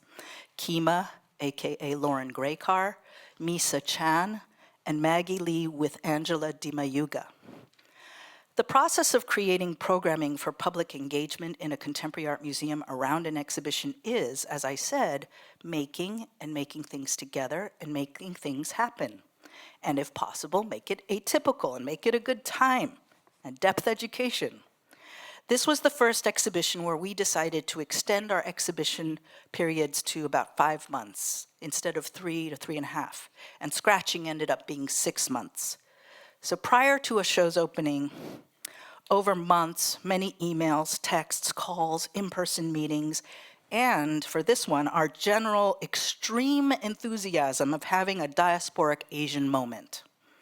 We planned many programs, and it's funny to have a feeling like, is it too much Asian? Against what? The show is Asian. We're Asian. This is who we are. And I, as an Asian American who works in the museum world, was very excited. So between Scratching at the Moon, Ooga Booga, we had a number of programs a week for 6 months, not including our other family days, teen fellowship, and other monthly things like Intro to ASL, which we had begun in conjunction with our Christine Sun Kim project. We had our panel discussions, lectures, but we also had mahjong, ping pong, an AAPI Arts Network convening with a major Asian food potluck, Asian candy, performances bringing Simon Lung and Na Mira out for a beautiful collaborative work, a subversion of sorts of the exhibition by the FAC Extra Retreat collective with Anna Suhoi, Ai Arakawa, Yemi Yao, Shirley Tsai, Amanda Rosshole, and Pearl Shang, using utility carts and endless extension cords all over and projectors to project and overlay images of work by Asian American artist forebears on top of the works in Scratching at the Moon. And people could go up to these artists next to their utility carts and ask questions. Atypical. We added a panel discussion at the end to discuss race and identity-based exhibitions, as we realized that there were several happening in LA at the same time. And thus we created a new curatorial practice-based program titled A Closer Look. We did so much, we just couldn't help ourselves. And it was good times. So a beautiful thing about an extended exhibition period of 6 months, we were able to program in new ideas that responded to people's reactions to the exhibition, or through deep learning about ourselves of what this exhibition meant in real time, allowed us to propose ideas forward that weren't in the original plan, which made us a space for listening and receiving and processing and responding. Sadly, our reality right now feels like we are under siege with relentless forms of hate, intolerance, and aggression. I imagine work these days to always have an activist element. With the world collapsing, imploding, and burning up, is it okay to have a good time? If anything, we have to fight for justice, be atypical, and bring the good times.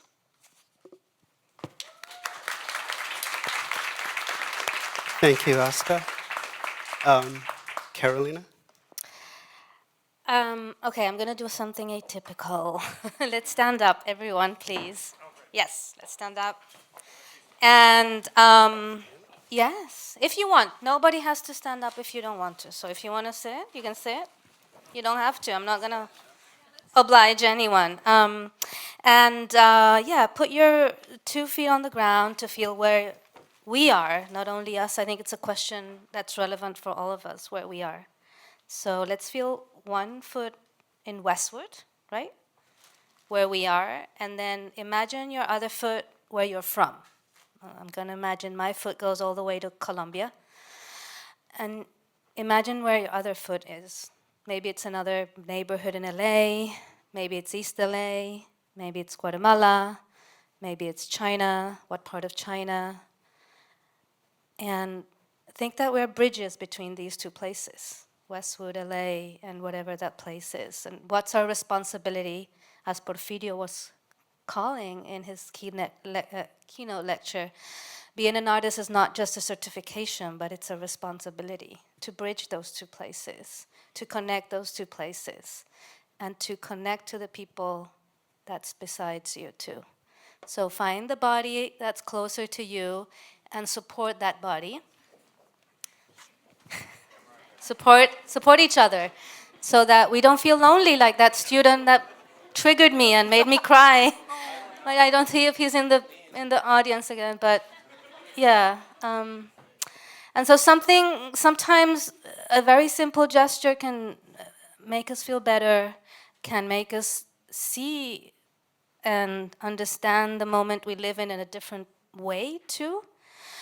So sometimes it's just about shifting that perspective and just taking a deep breath and like making a little shake that you can do too. Shake it, shake it. There's a song, right? Okay, but I wanted to say that because I think one of the things that bridge reality and imagination for me is the body and our experiences and the embodied knowledge that we carry. Yes, we are all, maybe some of us has gone through academic training and that gives a certification, but regardless if we pass through a classroom at any level or not, we do carry embodied knowledge. We have inherited all sorts of knowledge from our family members, from our abuelitas, our grandmothers, our mothers, our cousins, our sisters, our grandfathers.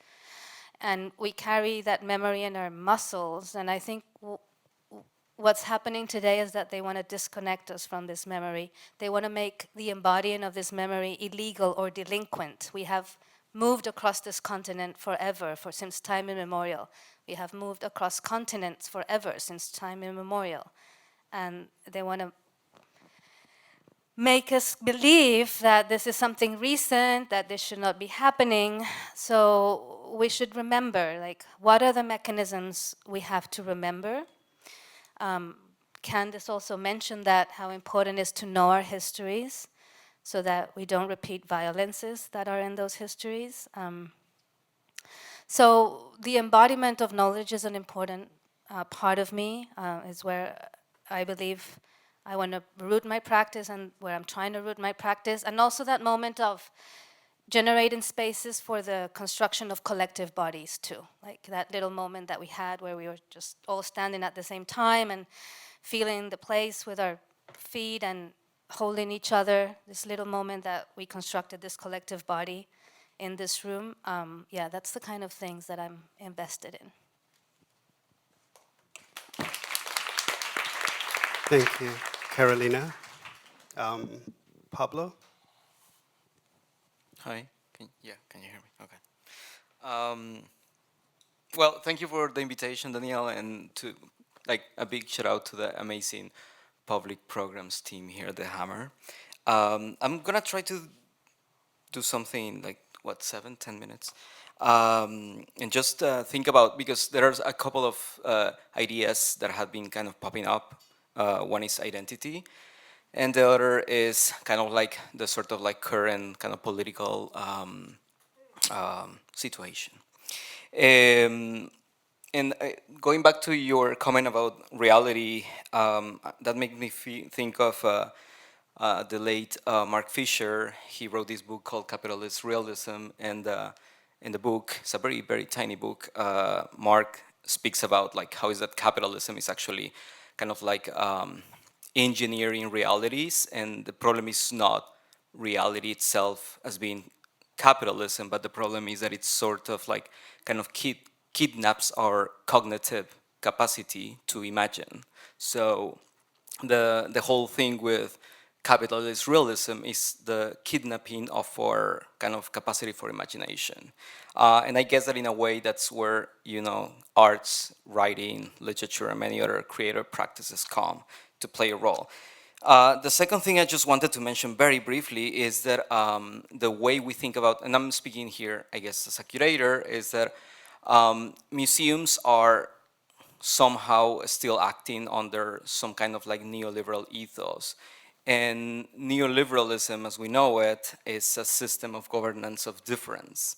And difference in relation to identity. So when we speak about identity, I guess we need more an expanded vocabulary to see how we can think about this and write and kind of create discourse around these things.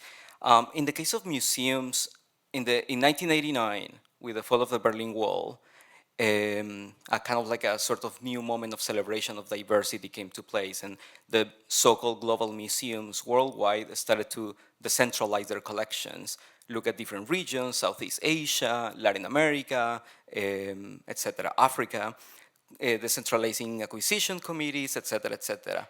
So it is not by chance that in the 90s and like decades later, we are, somehow able to have these type of conversations. So one of the paradoxes is that on one hand, museums have a more diverse representation of artists from around the world. The collections are, there is a lot to do still there, but the collections somehow are also representative of this sort of like quote unquote diversity. But in a way, we still thinking and acting with regards to let's say, a neoliberal ethos.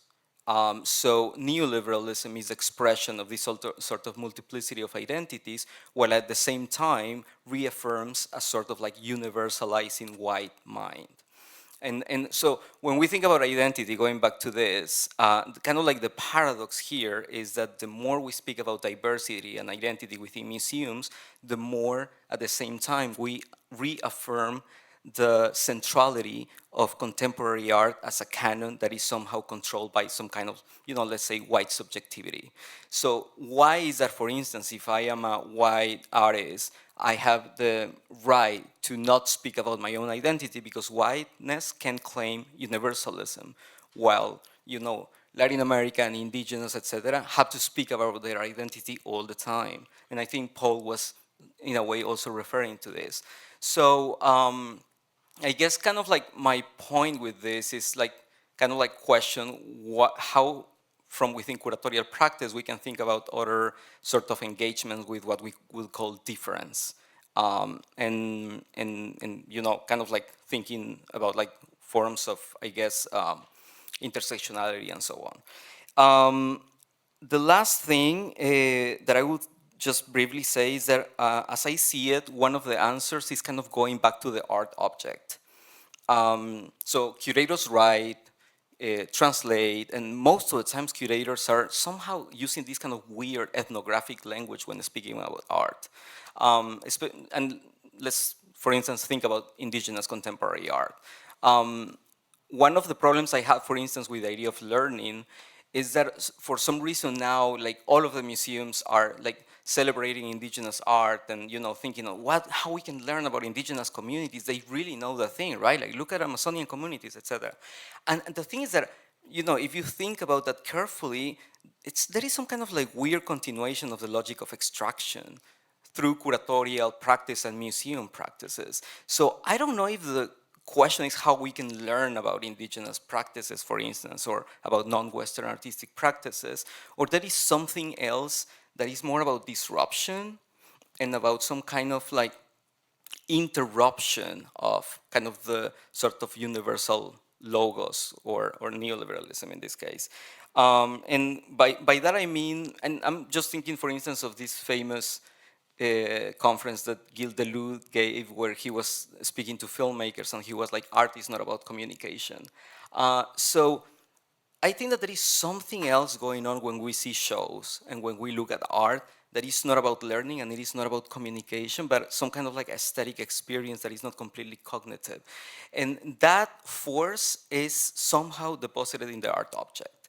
And I don't have the answers, but I think that there is something about how us curators and museums mediate and connect to the art object that is still very powerful. And the art object, when I say object, I'm not just talking, of course, about a sculpture or a painting, but it can be an action, a performance, time-based media, whatever. But there is something about that. And I guess my concern is that the way sometimes that we are discussing and building mediation within museum practices in relation to non-Western art is still a little kind of overly mediated sometimes. And yeah, so I guess what other practices can we build would be a question to end with. Thanks, Pablo. Yeah, this is a good lead up to Waleed's project. Is it? Yes. Okay. So I think that, I wasn't really sure what I was going to say, and I'm still not sure what I'm going to say. And what I will start by saying is that I taught for I've been teaching for like 22 years. I started teaching when I was 24 at UCLA here. So I've thought about it a lot, and always the idea of an artist was always inextricable from the idea of teaching. And that the notion of communing or coming together, communication has a root in coming together, right? Communion.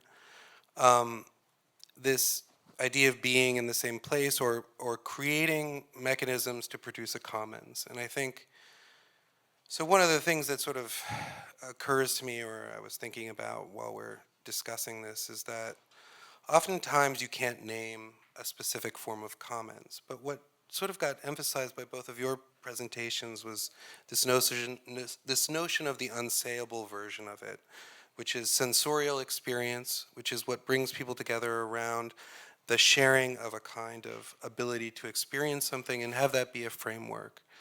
And that in a lot of cases, the enemy of something like that, I don't want to say enemy, but like one of the things that is a restriction on it, and one of the dangers I think that often pops up in everyone's head when they hear discussions of diaspora, decolonization, is this rebracketing of difference within a set of taxonomies that are also a reduplication of a notion of law, of order, of institutionalization, of restriction. So that's always this fear.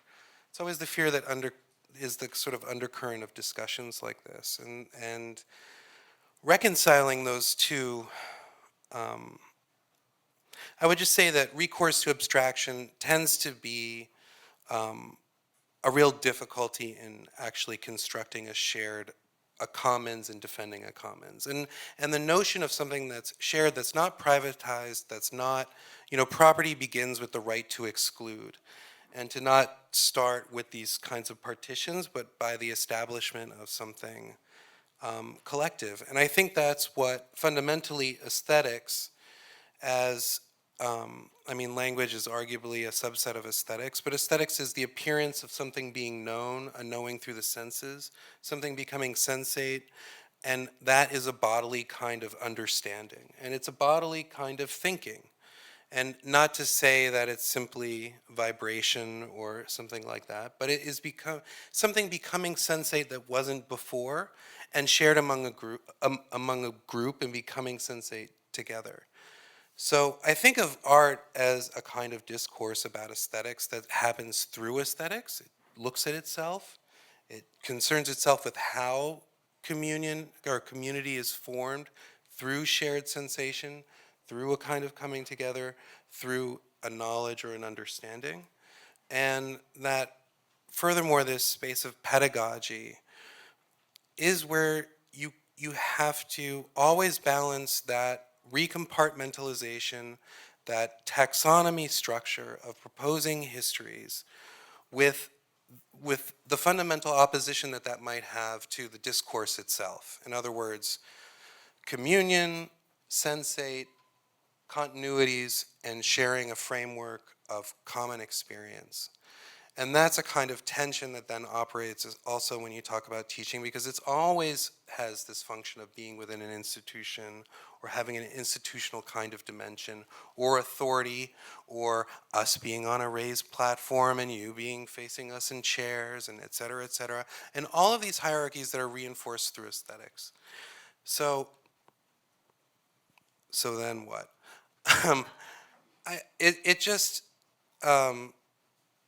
So I think that, with teaching, you're always rebuilding that kind of shared notion or critical engagement with what kind of communion you are constructing and how you're producing a sensate shared set of experiences. And on some level, it's not about history or even just multiple histories. It's in each moment of thinking lineages or origins or things like that, you're rebuilding a new history, and it's always being remade in every moment, and it's always being reconstructed, and you're altering it in that retelling. So there's quite a bit of agency in that as well, and it isn't merely a restriction. It's also an active production. So for whatever that's worth, I think we could then talk. Yeah, thanks, Wally. Yeah, there's a term from an Ursula Le Guin short story called the Shobi story, and the term is inter-verification, where basically a crew reconstructs reality through a kind of inter-verification where they ask each other, they gather around a campfire and talk to each other and reconstruct their reality. Yeah, so it makes me think of this sort of this attitudes towards affirming and recreating reality all the time. Yeah, and not, where it seems like it's not about protection, right? It's about assent and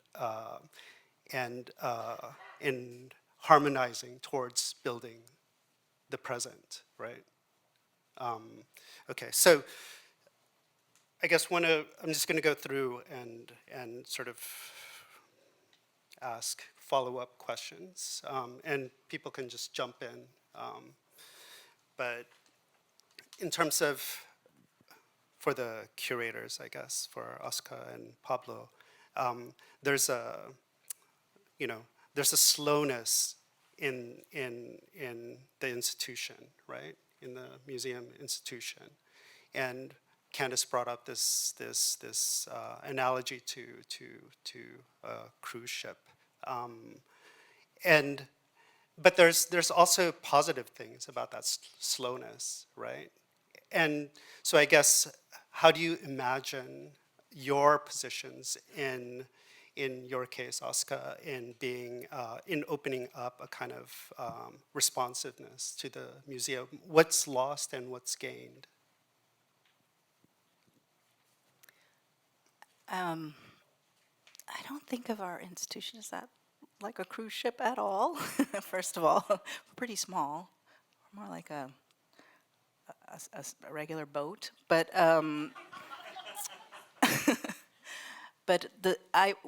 you have to balance those things, right? Because you shouldn't be so responsive that you're not seeing all the details. And I will say that what Pablo was saying is really interesting, because you feel, are we doing the right thing? And I just want to open up the conversation as much as possible so we learn from each other. We have a teen fellowship called Agency of Assets, and we provide a stipend for those teens because we value their opinion as members of the community. So learning from that perspective, which I no longer have as a teen in Los Angeles, and what they're up against. And so it's a constant learning. And I say this all the time about exposure is the best education, right? Just seeing as much as you can, so then you know. So seeing and learning and meeting as many people and learning about it, even in your daily coffee run. Education is everywhere. I think Steve also mentioned it in the last panel, or maybe education comes outside of the institution, and I wholeheartedly agree. I said that to my kids all the time. It's like, well, school doesn't end in the classroom. So that the slowness is important, to know when to slow down and then when to be urgent. Okay, thank you. Pablo, do you want to chime in? About the slowness. Yeah, just working, what do you, what are you pushing towards? What kind of change are you pushing towards? And how does that work within the institution? And what do you want to leave behind? And what do you want to gain in sort of, I don't know, creating controls or something to have the museum be more responsive, or Yeah, I think that look, curators we are strange creatures, right? Like, you are kind of wearing many hats and talking to artists and going to freeze, and then you go to your house and you write a text. It's pretty schizophrenic, I guess. And about change, I'm thinking about the question that someone made before with the previous panel about hope. And I was thinking about this quote, I think it was Gramsci, and he said, optimism of will, pessimism of intellect, right? And it's kind of like how, I guess the question, how you balance that, right? How you balance, and it is not about objectivity, but it's about like, I guess kind of like the idea of educational depth versus educational, as you were saying, like positive education, no? And I also feel that we are somehow a bit of like a kind of like a generation of transition. For me, it's very hard to envision concrete future scenarios, to be honest. But I kind of feel that I have an idea of what I want to do today, right? And for me, it's about, I guess, kind of like, as Carolina was saying, kind of thinking about bridges, thinking about my role or our role as also translators, right? There are many forms of translation, right? So also how to think about this sort of like, let's say, mediation. What does it mean for me, for instance, to work with, like in the lobby wall with a collective from Cherán in Michoacán and bring them to the museum and do this. Like, so I guess I'm trying to navigate through these questions and thinking on, like how somehow you are kind of like a bit of a pirate, right? Like you are kind of like in the institution, but also you are not determined completely by the institution. And I think curators, especially institutional curators, really need to remember that we are our own voices as well, and we are in constant kind of like a state of, I guess, negotiation with institutional policies, expectations, but also in the end you work for the artists, right? And the artists are the ones who know the thing. Like, we, as I said in another talk, curators are just catching up, Okay, great. Carolina, can you talk more about how you conceive or imagine embodiment working in terms of addressing a kind of I don't know, a diasporic subjectivity, and so what is that? What does that mean?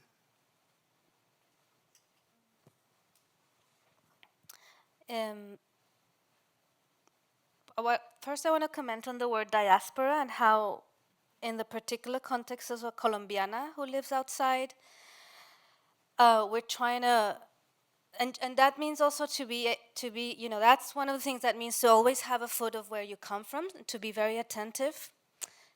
Because I collaborated with a group of exiled women last year, exiled women in Spain who had to flee the country to save their lives during the worst times of the war in Colombia. And I was talking to them about our diasporic experiences, and they said, we're trying to shy away from that term of the diaspora. And this is a very particular Colombian context because we want to insist on the term exilement as a violation of our human rights. And because paramilitary right-wing armed groups in Colombia, who have been very violent and devastated many lives, including them, have started associating themselves to that word, to the diaspora. So it has taken another political context. So I'm going to honor that teaching that these women gave me last year, and I'm going to disassociate myself from that word, the diaspora. And talk about a kind of not imposed exile, but an auto-exile. I left Colombia in '99. So that one thing. And then I wanted to respond also to the first question really quick, and just to also offer a beautiful book that's called Slow Down a Toda Raja, by Cecilia Vicuña and Camila Marambio. That was published during the pandemic, that specifically speaks about how we need to slow down quickly. That's the title. So that's what slow down a toda raja means. Okay.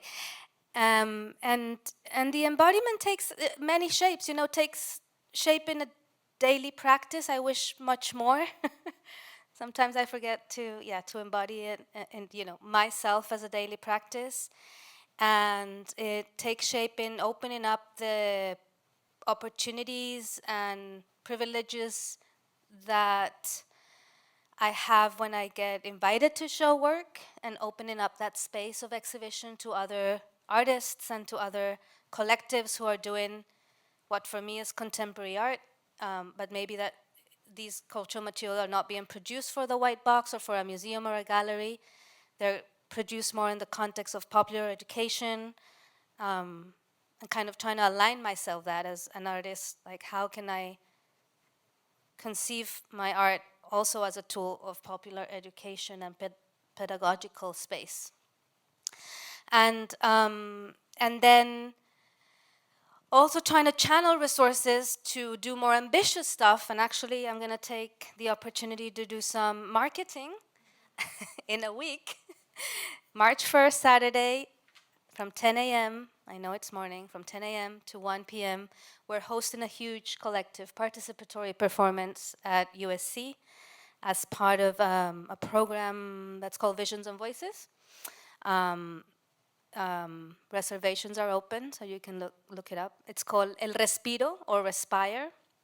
And the invitation is to have hopefully 150 participants, where we're writing with our bodies a demand for a just transition now, or a transición justa ya. And so also, it's, it takes, the whole range from very humble everyday practices as a mother, as a woman of color, as a settler, as an artist, as a housekeeper, to also hosting these more ambitious events like this one that we hope that all of you can come. So yeah, I would say that that's the range. And actually, to wrap up, like a question to myself, how to address the hierarchy of the aesthetics that Walid mentioned in this performance in El Respiro, because I'm going to be bossing everyone around with a megaphone to, we're going to do this huge choreography and, line up and write these. So yeah, that's a question for myself, how to address that hierarchy that I'm going to be embodying that day when I'm like giving people orders or instructions. But anyway, yeah. Thank you, Carolina.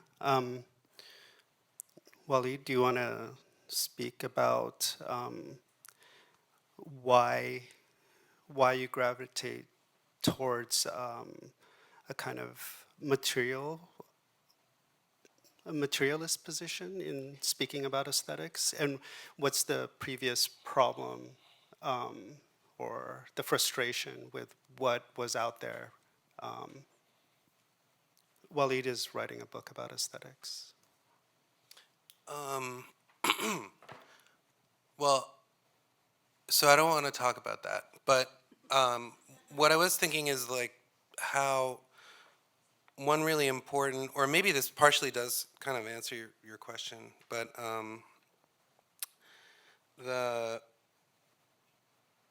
I think it's always really important to deal with like this specificity of like what these activities actually involve, and I think that sort of danger of degenerating into a set of terminology, or negotiating over terminology and negotiating over the generalizations that sort of terminology brings up, is just a really tricky thing to try to avoid. And starting with like really kind of, and for me, there are very specific questions like about art pedagogy and its failures and its functions within, say, on one hand, what Candace referred to as well, she's not over there, I don't know where to gesture toward, okay. Well, there were two things. One was the activist question, right? Where that takes place, what operationally you do when you are a part of an institution, and no matter how much you want to be a pirate, you're not, because you have got a big ship. Like, you're part of the Navy, you know? So like, it's, as an institutional actor, what concrete things have to do with affecting the course of that type of ship? And I'm just going to put this out there as something just that I'm thinking about lately. Did that sound aggressive when I said you're not a pirate? Because pirates are also pretty dirty, you know, and they have their own issues. So I didn't want to. And you know, the Navy, they look good. You know, they've got good outfits. So anyway, so I think it's kind of a brass tacks kind of question, often cases, in terms of human suffering is brass tacks. It's like specific. And I think materialism in the sort of that kind of discourse allows us to start talking in specifics, and it tends to resist questions of abstraction and categorization. Now, I'm not saying it's this end-all be-all and it solves everything, but like right now, so I was invited to start a new art graduate program, and I think the MFA is a completely suspect, absolutely broken, fucked up thing that makes zero sense. It's not a professional degree. I mean, I went to a school where it was associated with other terminal masters, which is called a professional degree, like nursing or, now I can't think of other professional degrees. Law is a professional degree. You know, these are terminal masters types degrees. But there was absolutely, and Miljan and I went to school together, there was absolutely no understanding of what professionally that world actually was. And then you have the other element, which is an undergraduate question of what does an undergraduate education in the arts really mean? But in trying to imagine how do you solve these kinds of problems that are associated with the MFA, and am I getting a time? No. Oh, okay. Well, I can you know, if I had an idea of where I was going, I could cut it short, but it really would be arbitrary. So it's always the struggle of trying to deal with these really specific things. And as institutional actors, I'm just curious, because two of you are institutional actors, and there have been a lot of institutional actors out here, is that, and not to put anyone on the spot because it's always tricky, like, hey, what are you gonna do? Because like I get to be like, I don't have a job, so I can't do anything to my institution. But I'm trying to start, well, I'm supposed to start something. So anyway, I'm just kind of curious how you think about those types of questions in brass tacks ways. Yeah, I don't know. Is that unfair? Maybe that's unfair. Is that unfair? Pablo? No, I don't think it's unfair. Yeah. Okay. Yeah, I mean, for the sake of debate, I think that I get what you mean, and I think also that that in part illustrates a big prejudice towards curatorial practice, and the idea of like that institutional curators somehow are working like 24/7 with like the infrastructure and what does that mean. But let me explain. You know, the thing with I mean, I was thinking of translation, and I mean, I didn't say I was a pirate. I was talking about piracy. And the thing is that, okay, so I don't want to put myself as an example, but I know many other curators that probably are in this room as well. I, for instance, travel with a Guatemalan passport, right? And I've been doing that for the last 20 years. Before coming to the Hammer, I was working at Tate, another big institution, so bigger ship. And before that, I was working 10 years as independent curator. At Tate, I was the curator of indigenous art, adjunct curator, which meant that I had to negotiate with different committees to see how I could just put their names of indigenous artists, if it was Taiwan or Abel Rodriguez or Santiago Yaguarcani. So depending on the artists, like the indigenous artists, I would have to go to the Australian committee, the Taiwan, the Southeast Asia or the East Asia. And that for me is a practice of piracy, because you have to, because in the end you come from a context, right? And you speak from within that context. I mean, I am at the Hammer now, but I don't know where I'm gonna be in 5 years. But when you have worked independently and then you have gone to the institution and you're in and out, you understand what it means to move between worlds. And also when you don't have a European or a US passport, you understand what it means to move between worlds. And I'm talking about very concrete things here. And I'm just saying that because so in another panel, someone, before when I was at Tate, someone was like, Pablo, but do you know that Tate is using you? And I'm like, I don't know, maybe. And I'm using Tate as well. So I just think that there is a lot to unpack here with these questions, Yeah, I mean, the reformulation of the prompt is basically this, right? Where we have, to what extent are you working within the world that we've inherited, and what are you doing to bring about the world that you want to see, right? And it's always going to be a relationship between those two, right? With what you got and where do you want to go. And I think a lot of times there's an anxiety over not being realist enough or too idealistic, right? But I think for the prompt, I tried to sort of push to highlight that navigation between those two things, right? Those two poles. And I think a lot of times we get stuck because we don't acknowledge that we have to do both works, both sides. And I mean, sometimes you have to work within the reality of what we're given to open up spaces. Yeah.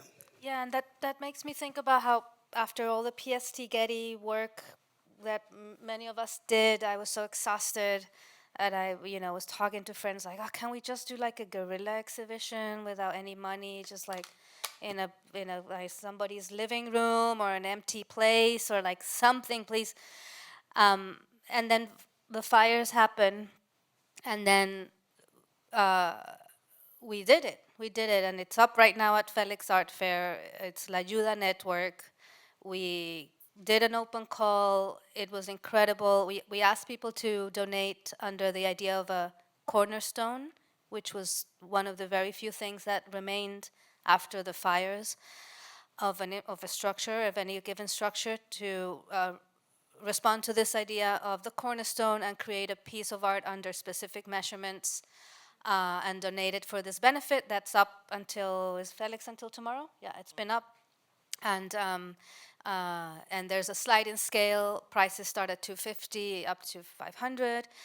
And we did it. And I don't know, 10 of us just did it with our nails, how we say it in Spanish, con las uñas. And it's up there, and it feels so good to be able to operate in those both worlds, right? Under with the incentives of something like the PST that allows you to like deeply commit to something for 5 years and to produce an exhibition and a program and a book and be exhausted and frustrated, to the thing that we just did because we felt we needed to do something in 2 weeks. And we're still like trying to deal with the aftermath. So whoever wants this huge planks of wood or needs 182 blocks of cinder blocks, please help us. Pick us at Felix tomorrow. We're still dealing with what to do with this, like after. Yes. Okay, well, that's a beautiful fundraiser, and thank you for organizing. And that just is a testament to what artists do. And I'm always inspired by artists not waiting in the spectrum of time, not waiting for their gallery or their museum opportunity, but to just do. We have now in our time outrage every 15 minutes, and what do you do with that? You either shut down or you do, or you act. And back to that idea of time, slow or fast, and we have outrage and anger and helplessness, like that student had said. We do need to take some time. We as a museum, as an institutional voice, there is a sort of expectation, right, to respond and to present for everyone. And we we need to take time, even as a staff, to learn and look at history and talk to artists and talk to ways to do things, and that takes time. And it's hard because against the expectations of social media or just the public, it's very difficult, but you need to really actually admit that you need time. And it's a very enriching process. It's a very, in the urgency, you want it to happen way faster, but history is long, and we've done amazing things, and we will continue to do amazing things. Okay, thank you. Oscar? Thank you, Carolina. So I think that's Q&A. yeah. We're just gonna start the Q&A. But please, first, I thank you for Thank you, our Miljan. panel. Thank you, Danielle.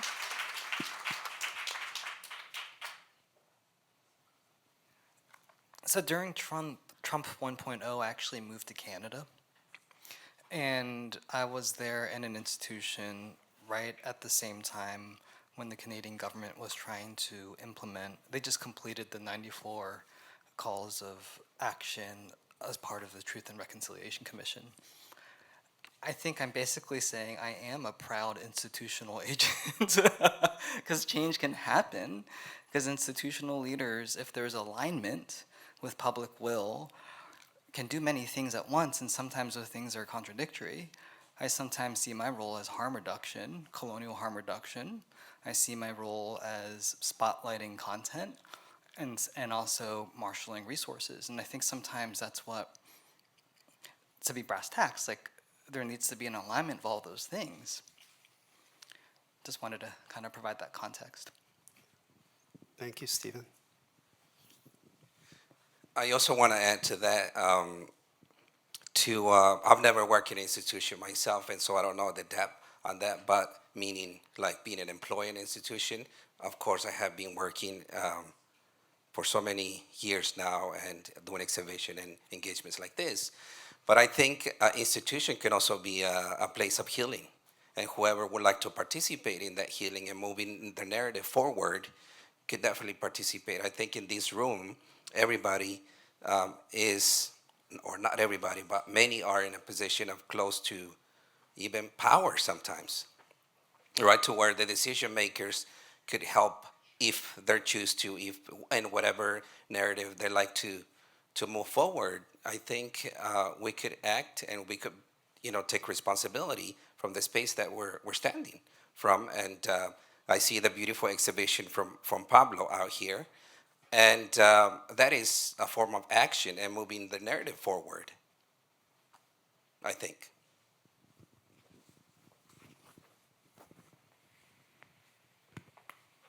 I mean, I think institutions are great. And I think the slowness is part of their strength, right? I mean, the thing is they are conservative. They conserve things, right? They don't shift quickly. They can be leveraged to do things that are impossible if you are groundless. They provide, they root things in specifics. And they also are a place where you don't have to,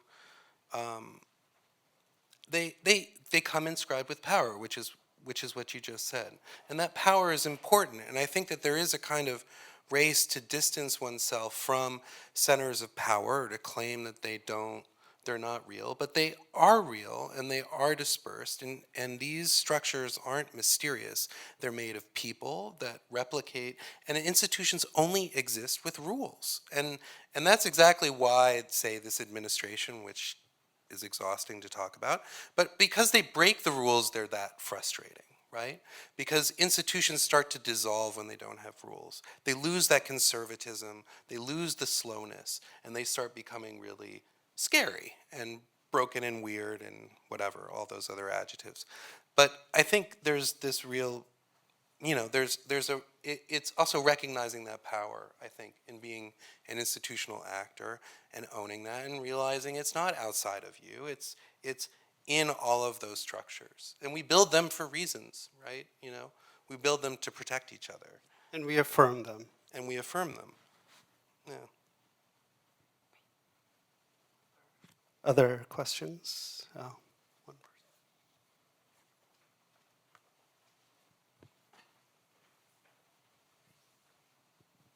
Thanks. I'm thinking a lot about permanence and fortification, not so much about speed, slowness, or urgency, but about how we might start to rebuild foundations that aren't so easily dismantled within a space of a few weeks. And I'm wondering how you might be thinking or feeling about foundation, permanence, fortification, ways of creating structures, infrastructures, institutions, art practices, curatorial practices, ways that are maybe not so flimsy. And that's not to dismiss the work that's been done over the past 10, 20 years, but also I'm worried.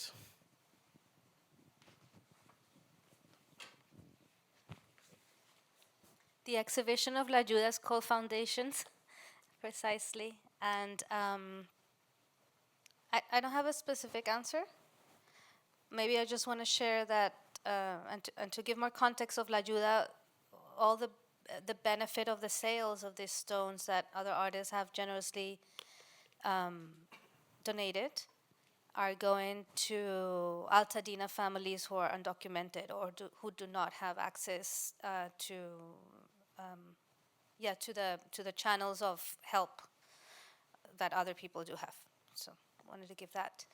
And we have talked about how this is a first step and a first moment of our collective, of La Ayuda. Other stuff that we worked on was to create printed matter with recommendations on how to deal with ash and how to clean and how to deal with the toxicity of the air right now in LA, and also how to deal with ice specifically. So, and we have talked how to keep on and how to organize in the long run. So that we don't know how this is going to take shape, but all of us have different backgrounds and organizing in somehow, so we have different strengths, and I'm sure great things, or maybe not so visible things, can happen. I believe also in the invisibility of action too. Sometimes the stuff that really matters sometimes is not that visible. Sometimes the most hard work you do as an artist or as a curator is not visible too. So how to acknowledge that, and maybe it doesn't have to be accounted for, but we know we did that, and that's important also to acknowledge and to be considerate to ourselves that we put a lot of work and a lot of that is not visible. It's just when you do like a work of art or when you write in a book, most of the work doesn't end in the final product. That's fine too. But Yeah. maybe I riffed a little bit anyways. Yeah, and there's also, a robust history of resistance, right? And these issues, there's many occurrences where people have answered or addressed these issues. Yeah. So, we're not alone,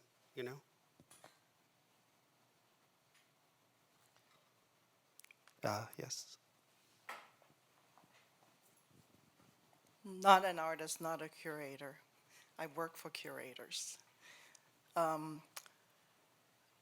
was really interesting to listen to Oscar and Pablo, from the curatorial practices through the very different ways for ICA and for Hammer. It's the first time I thought, my bosses are all curators because I do exhibition design.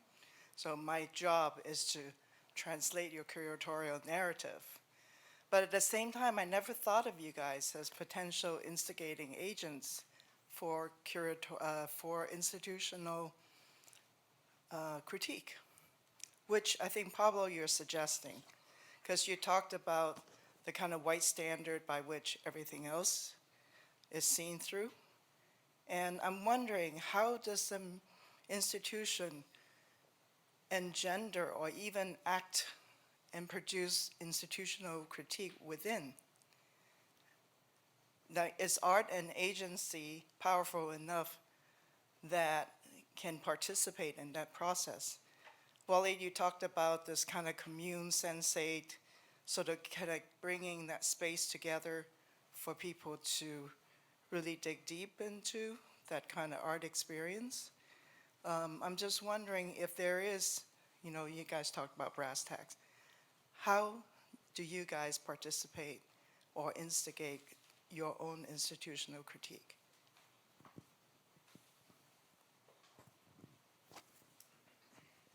Yeah, I can say something about that. With an example, probably. So I was saying that in a way, I think that it's important to, and I'm speaking and thinking as a curator, to go back to the art object and to remember that are, in the end, ultimately, art is the ones that are kind of like out there doing the things, and we are close, we catch up, we write about this, we do shows, and one of the questions is how we can somehow translate to the best of our abilities the kind of like art experience into a space, right? It's the question of space and people and objects interacting. And that this makes me think, and I mentioned this a couple of times before. So when I was at Tate in 2020, I believe, there was this work by Maya Cachiquel Ares, Edgar Kalel, presented at Frieze London. Tate has an acquisition fund, and they acquire, with every fair, they acquire works. These were, maybe you've seen it, were a set of stones, like with cut fruit on top. So you would see how like the fruit would kind of like rotten on top of the stones. And on the walls, on the booth by Proyectos Ultravioleta, there were these drawings, the representation of the stones. What was on sale were the drawings, not the stones. And obviously it was very beautiful and seductive, and everyone wanted to buy it, especially because it was not on sale, I guess. And the idea was, or the question was, how, if Tate would acquire this, what would it mean? So I know Edgar for many, many years, and we worked together, and then at some point we sat together with the gallery, Edgar and Tate, and we thought that there could be a model where the museum would not acquire the work, but act as a custodian of the piece, which means that the piece would be at the Tate for 12 years, and 12 in reference to the cycles of the Mayan calendar. There are two kind of big branches of the Mayan calendar, the sacred and the kind of harvest calendar. So 13 energies and 13 cycles. So after the 13 years, the work would be either given back to Earth or passed on to another institution. So that was the first case, as far as I know, of a global museum having a work in a custodianship, which means Tate was not the owner, but the community was still the owner. And the question there is like, what is that Tate is acquiring? Is it not the stones? Because they are collected depending on where the piece is presented. The fruit is changed every couple of weeks. So, but it is not a performance. There is not like an activation, like an action of a body there. So, I mean, you could say, I guess, that it was knowledge what the museum was in custodianship of. And like everything sounded like really good, and it was interesting on itself and so on. But the challenge was when the legal department at Tate was trying to figure out what to do with this piece that was a custodianship, so it's not an ownership, what it means for a museum that has been collecting for so many years to have something that cannot own, and what kind of relationship then should be established in relationship not just to the artists but to the Maya Cachiquel communities, in what languages the contract should be, etc. Right? So that kind of destabilized the institution in that moment a little bit, and it kind of forced to rethink and change some of the institutional protocols when it comes to acquisitions and to think the very idea of ownership. And that was done not by a curator, not by a show, but it was done by the art object. It was the art object itself. I mean, created by a person, but it's collective knowledge. So I do think that there are so many other practices that can, again, kind of push the boundaries of what we've thought as kind of institutionality, and that on itself is transformative. Okay, do I have time? I have a number of stories, so I've been with this institution for a long time, but for those of you who don't know, we are a museum. We've been the Institute of Contemporary Art Los Angeles for about 7 years, having opened our space in downtown LA in the Arts District in 2017. However, we were a museum by another name, the Santa Monica Museum of Art, founded in 1988. So we will be nearly 40 years old. I like to say that we're fresh with experience. And when we closed our space in Bergamot Station in 2015, it was a bit touch and go. We didn't know if we would continue, into your point about fragility or impermanence, and I was actually part of the team that stayed and helped bring it to downtown. But it was an idea that maybe we had a good run, and that was it. And we have a history. But we have an artist council, and Carolina's on our artist council, so we have this amazing group of advisors, of artists who recognized that we have a strength and a reason to be. We're actually the only museum of our size in LA, and we're non-collecting, so we don't have a collection to caretake. So the idea that our museum would continue on, how do you fundraise for that? We don't have a building, we didn't have any assets, we didn't have a collection, we didn't have a building, we just had our history and our brain trust, like the people who were still remaining, and even just the handful of board members that still believed in us, and then we proposed an idea to go downtown.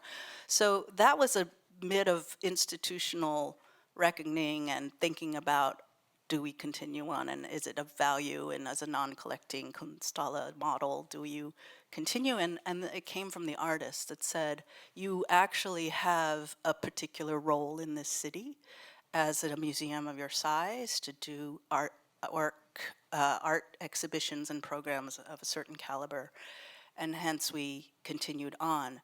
And that's been an interesting thing, and you know, we have examples of exhibitions of institutional critique, like the Michael Asher exhibition, and we've also just looked at ourselves. We have Andrea Fraser on our board, so that gets us to think about things. Even fundraising models, we had a very beautiful attempt at having a museum for the people with a membership drive that was to imagine that everyone would fund the museum, not just the most wealthy, and that we'd have one membership price and we'd have to raise 60,000 memberships for that price in order to run the museum every year. So that was a really beautiful utopian idea of running a museum. And yeah, there have been many examples of us, you know, trying to address what it is to be a museum, and we'll continue to do so. Just imagine a museum. I imagine a museum without, you know, walls and going into the community all the time. So there you go. Okay, thanks, Oscar. You're welcome. I think that's it. Thank you, everyone, for coming. Thank you, Danielle, and thank you, our lovely panelists. Thank you.